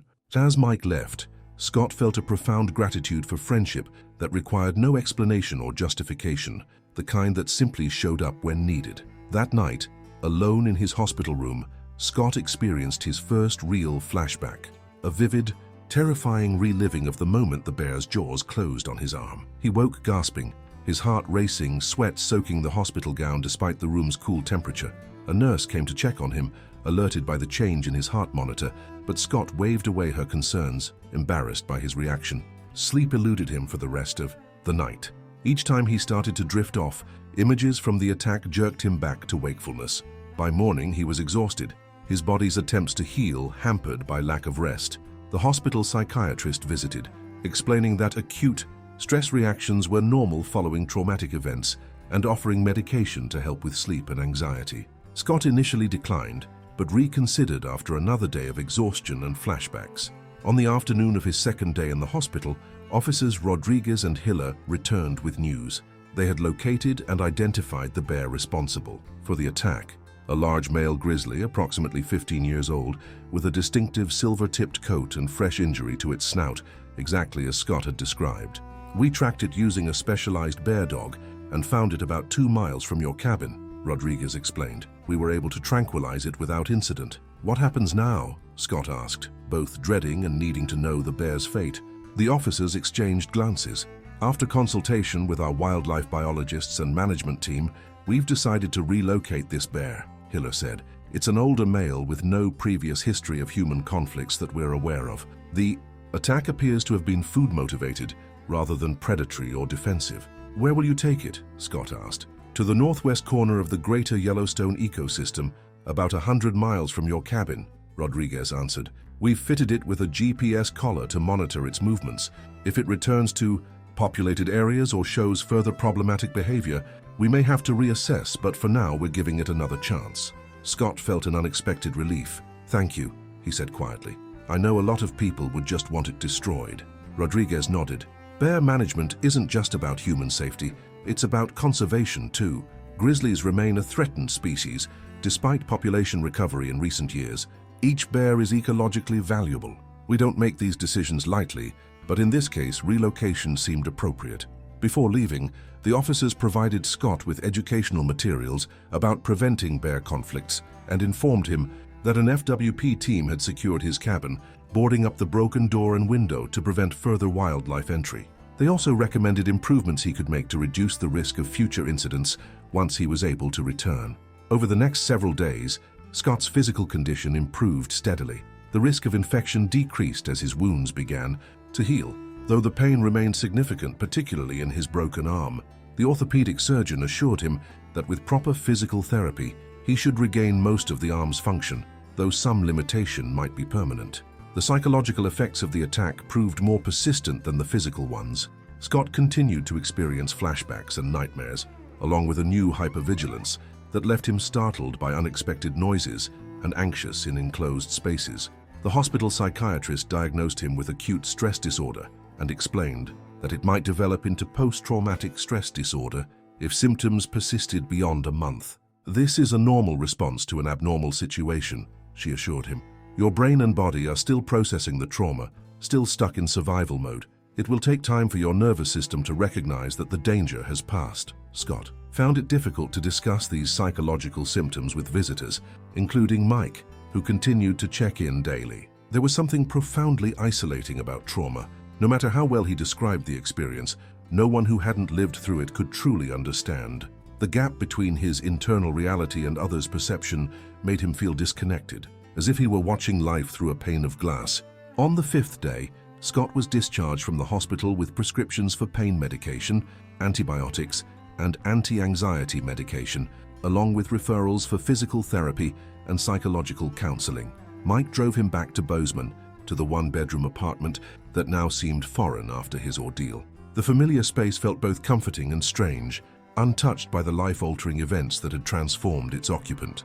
The next few weeks passed in a blur of medical appointments, paperwork, and gradual healing. Scott's employer was understanding about his situation and helped him file for short-term disability benefits, though these would cover only a portion of his regular income. Mike and other friends organized a fundraiser at a local brewery to help with medical expenses, raising several $1,000s from the tight-knit Bozeman community. Physical therapy for Scott's arm began once the surgical wounds had sufficiently healed. The sessions were painful and progress was frustratingly slow, but his therapist, a former rock climber named Jason, who had recovered from his own serious injury, provided both expertise and encouragement. "The body remembers trauma," Jason explained during one particularly difficult session. "It guards against further injury by tightening muscles and restricting movement. Our job is to convince it that movement is safe again, that healing is possible." The same principles seem to apply to Scott's psychological recovery. The counselor he saw weekly, Dr. Sarah Nakamura, helped him develop tools for managing flashbacks and anxiety, gradually retraining his nervous system to distinguish between real threats and traumatic memories. "What you experienced was a life-threatening situation," Dr. Nakamura said. "Your brain encoded that experience as a matter of survival, flagging everything associated with it, sounds, smells, physical sensations, as potentially dangerous. That's why the memories feel so immediate, so present. We need to help your brain recognize that those cues don't signal actual danger now." 3 weeks after the attack, Scott received a call from a journalist at the Bozeman Daily Chronicle who had heard about his experience through the local grapevine. The reporter wanted to interview Scott for a feature story about bear attacks and safety in bear country. Scott hesitated, uncomfortable with the idea of publicity, but eventually agreed, hoping his experience might help others avoid similar situations. The resulting article, titled "Survivor's Tale: Local Man's Harrowing Grizzly Encounter," appeared in the following Sunday edition. It included quotes from Scott about the attack and his recovery, information from FWP about bear behavior and safety measures, and a sidebar about the increasing frequency of human-bear conflicts as development expanded into wildlife habitat. A photo of Scott, his arm in a cast and scars visible on his neck, accompanied the piece. The article generated significant local interest. Scott received emails and messages from strangers expressing sympathy and sharing their own wildlife encounter stories. Several local schools and outdoor groups asked if he would speak about bear safety. Even a regional television news program reached out for an interview. Scott declined most of these requests, finding the attention overwhelming and the repeated retelling of his story emotionally draining. 6 weeks after the attack, Scott visited his cabin for the first time since that night. Mike insisted on accompanying him. Concerned about both practical matters, Scott still couldn't drive with his injured arm, and psychological ones, how Scott might react to returning to the scene of his trauma.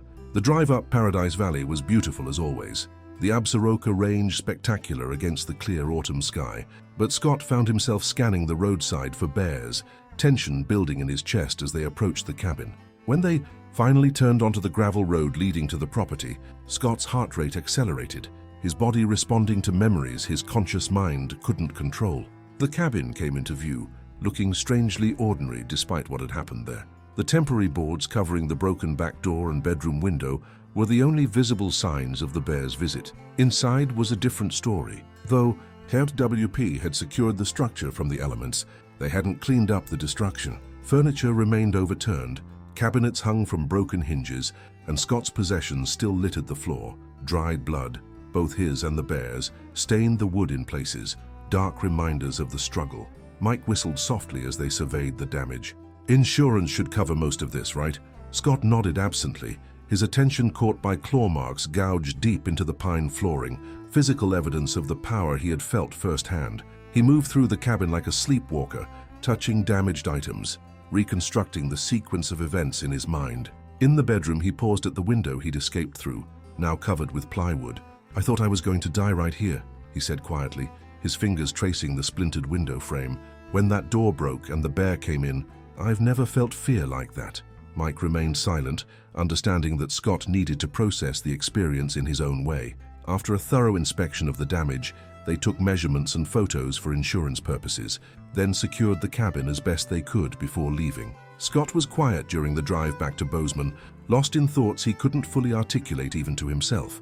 That evening, sitting on the small balcony of his apartment with a beer he wasn't supposed to drink while on medication, Scott made a decision.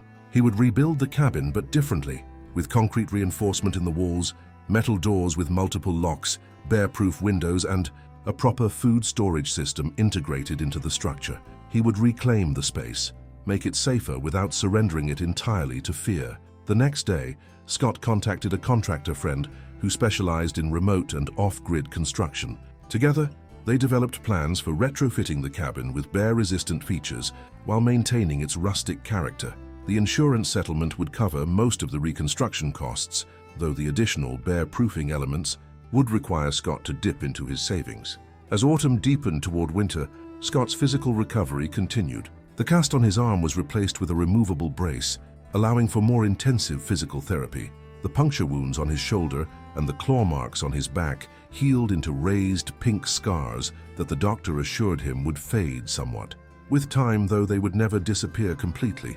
His right ankle, the least serious of his injuries, returned to normal function. His psychological healing followed a less linear path. Some days brought significant progress. He could discuss the attack calmly or even joke about certain aspects of it. Other days saw him jumping at shadows or waking from nightmares so vivid he had to check his healing wounds to confirm they weren't fresh. Dr. Nakamura assured him this pattern was normal, a gradual integration of traumatic experience rather than a simple recovery from it. Trauma changes us, she explained. The goal isn't to return to exactly who you were before. That's not possible. The goal is to incorporate this experience into your life story in a way that allows you to move forward, to find meaning even in suffering. Scott thought often about the bear, wondering where it was now, whether it had adapted to its new territory or attempted to return to familiar grounds. He checked the FWP website regularly for updates on relocated bears, but found no specific information about his grizzly. In an odd way, he felt connected to the animal, their lives intertwined by a brief, violent encounter that neither had sought, but both had survived. In late November, just before Thanksgiving, Scott received a call from Officer Rodriguez. The GPS collar on the relocated grizzly had shown it denning for hibernation in a remote area of the Gallatin Range, far from human habitation. It had not returned to Paradise Valley or shown any problematic behavior since its relocation. The bear would likely emerge in spring between March and May, depending on weather conditions and food availability. I thought you might want to know, Rodriguez said. Some people in your situation prefer not to hear updates, but you seem genuinely concerned about the bear's welfare. I appreciate it, Scott replied, surprised by how relieved he felt at the news. Will you keep monitoring it after hibernation? Yes, for at least a year. After that, we'll evaluate whether continued monitoring is necessary. The collar is designed to drop off eventually. After hanging up, Scott stood at his apartment window, looking out at the snow beginning to fall over Bozeman. Somewhere in the mountains, the bear that had nearly killed him was sleeping, oblivious to human concerns about its movements and behavior. There was something profoundly right about that, the wild remaining wild, even in a world increasingly managed and monitored by humans. As winter settled over Montana, Scott's cabin reconstruction progressed slowly. The contractor had reinforced the structure with concrete supports. Between the existing wood framing, installed metal doors with three-point locking systems, and replaced standard windows with fixed bear-resistant panes, except for designated emergency egress windows with special quick-release mechanisms. A built-in food storage locker with steel construction was integrated into the kitchen design, vented to the outside to prevent food odors from permeating the cabin. Scott visited the construction site weekly, watching his mountain refuge transform into something both familiar and new. The process paralleled his own recovery. The basic structure remained, but reinforced, altered by experience, designed to accommodate new realities. He found himself looking forward to spring, to spending time at the cabin again when the work was complete, though he knew it would never feel exactly as it had before. By February, Scott had returned to work on light duty, handling administrative tasks and site supervision, rather than physical labor while his arm continued to heal. His co-workers were supportive, sometimes excessively so, treating him with a carefulness that occasionally grated on his nerves. He recognized their good intentions, but missed the easy camaraderie of before, the sense of being just another guy on the crew rather than Scott, who survived the bear attack. The nightmares had decreased in frequency, though they still came occasionally, particularly when he was stressed or overtired. The flashbacks had largely subsided, replaced by a general wariness in certain situations, walking in wooded areas, hearing unusual noises at night, encountering large dogs unexpectedly. Dr. Nakamura had explained this as a recalibration of his threat detection system, a normal adaptation following trauma. With continued therapy, even these reactions would likely diminish over time. In March, as the first signs of spring appeared in the valleys while snow still covered the mountains, Scott's physical therapist declared his treatment complete. His left arm had regained approximately 85% of its former strength and range of motion, better than initially expected. Some movements remained difficult, and cold weather brought an ache to the healed bones, but overall, the recovery was deemed successful. The scars on his back and shoulder had faded from angry red to silvery pink, still visible but no longer drawing immediate attention. The cabin reconstruction finished in early April, just as the higher elevations began to thaw. Scott planned his first overnight stay with a mixture of anticipation and apprehension. Mike offered to accompany him, but Scott declined, feeling that this return needed to be a solo journey, a reclaiming of space and self. The Thursday afternoon Scott chose for his visit dawned clear and cool, a perfect spring day in Montana. He packed his truck methodically, including new sleeping bags and bedding to replace what had been destroyed, groceries for the weekend, and his usual outdoor gear. As an afterthought, he added his grandfather's old lever-action rifle to his equipment, the one that normally hung above the mantel. It had been professionally serviced and was in working order, though Scott hoped never to need it. The drive up Paradise Valley seemed different somehow, the familiar landscape viewed through the lens of new experience. Scott found himself studying the tree line along the mountains, wondering how many bears were emerging from hibernation, hungry after months of dormancy. According to FWP reports, spring was when bears were most likely to seek easy food sources, as natural forage remained limited, another reason to test his cabin's new security features early in the season. When Scott arrived at his property, he sat in the truck for several minutes, steeling himself before approaching the cabin. From the outside, it looked much the same as it always had. The bear-resistant features incorporated subtly into the design to maintain the rustic aesthetic. Only on closer inspection would one notice the reinforced door frames, the thicker windows, the absence of traditional shutters in favor of internal metal security coverings. Taking a deep breath, Scott unlocked the front door, a new steel core door with a concealed three-point locking system, and stepped inside. The interior had been restored to its former layout, but with significant upgrades. The kitchen cabinets were now metal rather than wood, disguised with wooden facing. The refrigerator was secured to the wall and floor. All openings from windows to vents were protected with metal grills or screens that would prevent entry, while allowing airflow. Most significantly, a dedicated food storage room had been built off the kitchen, essentially a walk-in safe with concrete walls and a steel door. It was ventilated to the outside through a filtered system that would prevent food odors from escaping into the surrounding area. The contractor had explained that this was becoming standard in high-end homes in Bear Country, though rarely retrofitted into existing cabins due to the expense. Scott moved through the space slowly, touching familiar objects, reacquainting himself with the place that had been both sanctuary and site of trauma. Much of the furniture was new. The bear had destroyed most of the original pieces, but chosen to match the cabin's traditional style. His grandfather's rifle once again hung above the mantel, a symbol of continuity despite the changes. As evening approached, Scott prepared a simple dinner, taking care to clean up thoroughly afterward and store all food and trash in the new secure room. He built a fire in the fireplace, the familiar task soothing in its normality. Sitting on the new sofa, watching flames dance behind the reinforced glass fireplace door, Scott felt the tension in his body gradually release. The cabin was still his place, changed certainly as he was changed, but not surrendered to fear. That night Scott slept fitfully but without nightmares, waking occasionally to listen for sounds outside before remembering the security measures now in place. By morning he felt sufficiently rested to plan a short hike around the property, his first time venturing into the surrounding forest since the attack. After breakfast, Scott prepared for the hike with careful attention to bear safety. He wore a bear bell on his belt, carried bear spray in an easily accessible holster, and breaking with his usual practice, took his rifle as well. He had no intention of shooting a bear. The rifle was psychological insurance more than practical protection, but its weight on his shoulder provided a certain comfort. The spring forest welcomed Scott with new growth and birdsong. Sunlight filtered through branches just beginning to leaf out, creating dappled patterns on the forest floor. Scott found himself moving cautiously at first, scanning his surroundings, constantly but gradually relaxed as the familiar rhythms of hiking reasserted themselves. This was his element, always had been. He refused to let one traumatic event steal that from him. Near the ridge where the attack had occurred, Scott paused. He could identify the exact tree he had backed against during the confrontation, now bearing scars from the bear's claws where it had missed him and struck the trunk instead. Beneath it, the ground showed no sign of the struggle.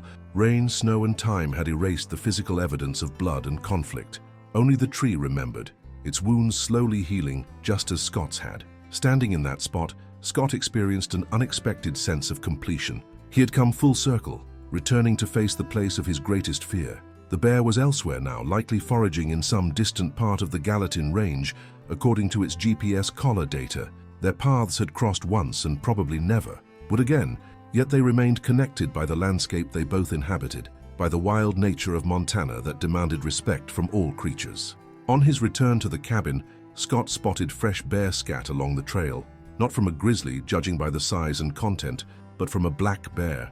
The evidence of continuing ursine presence might have unsettled him months earlier, but now he accepted it as a natural part of this environment.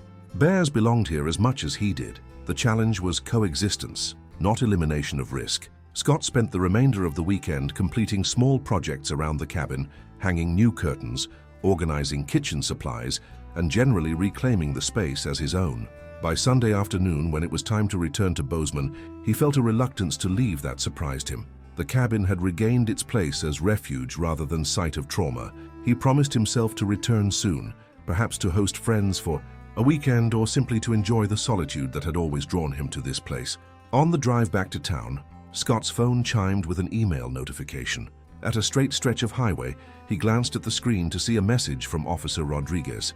The subject line read, "Bear update, thought you'd want to know." Scott waited until he reached Bozeman to read it fully. The email contained a brief update on Bear the 347, the official designation for the grizzly that had attacked him. The bear had emerged from hibernation 2 weeks earlier and had been moving through its new territory in the Gallatin Range, showing normal foraging behavior and no approaches to human habitation. Attached was a photo taken by a remote wildlife camera showing the bear standing in a meadow, its silver-tipped coat distinctive even in the grainy image. A healed scar was visible on its snout, the mark left by Scott's desperate rock strike during their encounter. Looking at the image, Scott felt an odd mixture of emotions: respect, fear, and something like recognition. The bear was neither monster nor victim, but simply a wild creature following its nature. In attacking Scott, it had been seeking food, in a world where human and animal territories increasingly overlapped. In fighting back, Scott had been following the most basic human instinct for survival. Their violent meeting represented not malice, but the complex, sometimes brutal reality of sharing space with wild nature. That evening, sitting on his apartment balcony with a beer, no longer contraindicated now that he had completed his medication regimen, Scott reflected on the journey of the past 6 months. The physical scars would remain with him for life, visible reminders etched into skin and bone. The psychological impact had changed him too, making him more cautious in some ways, but also more appreciative of the present moment, more aware of life's fragility and preciousness. He thought of the bear, now roaming mountains miles away, unaware of how it had altered a human life or of how close it had come to being destroyed for following its instincts. The grace of survival extended to both of them, man and bear continuing their separate existences in a landscape big enough, perhaps, to accommodate both if approached with sufficient care and respect. Scott raised his beer bottle in a silent toast to unseen mountains, to wild creatures, to survival, to healing, and to the enduring human capacity to face fear and find meaning even in life's most harrowing moments. Tomorrow would bring work and routine, bills to pay and plans to make. But tonight he sat with the recognition that every ordinary day was a gift not guaranteed, a truth he had always known intellectually, but now understood in his bones, in his scars, in the memory of teeth and claws and the will to live that had carried him through darkness into dawn. In the distant Gallatin Range, as darkness fell, a silver-tipped grizzly bedded down beneath a stand of pines, its powerful body containing no concept of past or future, no memory of the human it had encountered months before, no thought beyond the immediate needs of survival in a world it navigated by instinct and sensation. And in this, perhaps, lay a kind of wisdom, to be fully present in each moment, unburdened by history or anxiety about what might come. It was a lesson Scott Anderson was still learning, scar by scar, day by day, in the aftermath of a single night that had changed everything and nothing about what it meant to be alive in wild country.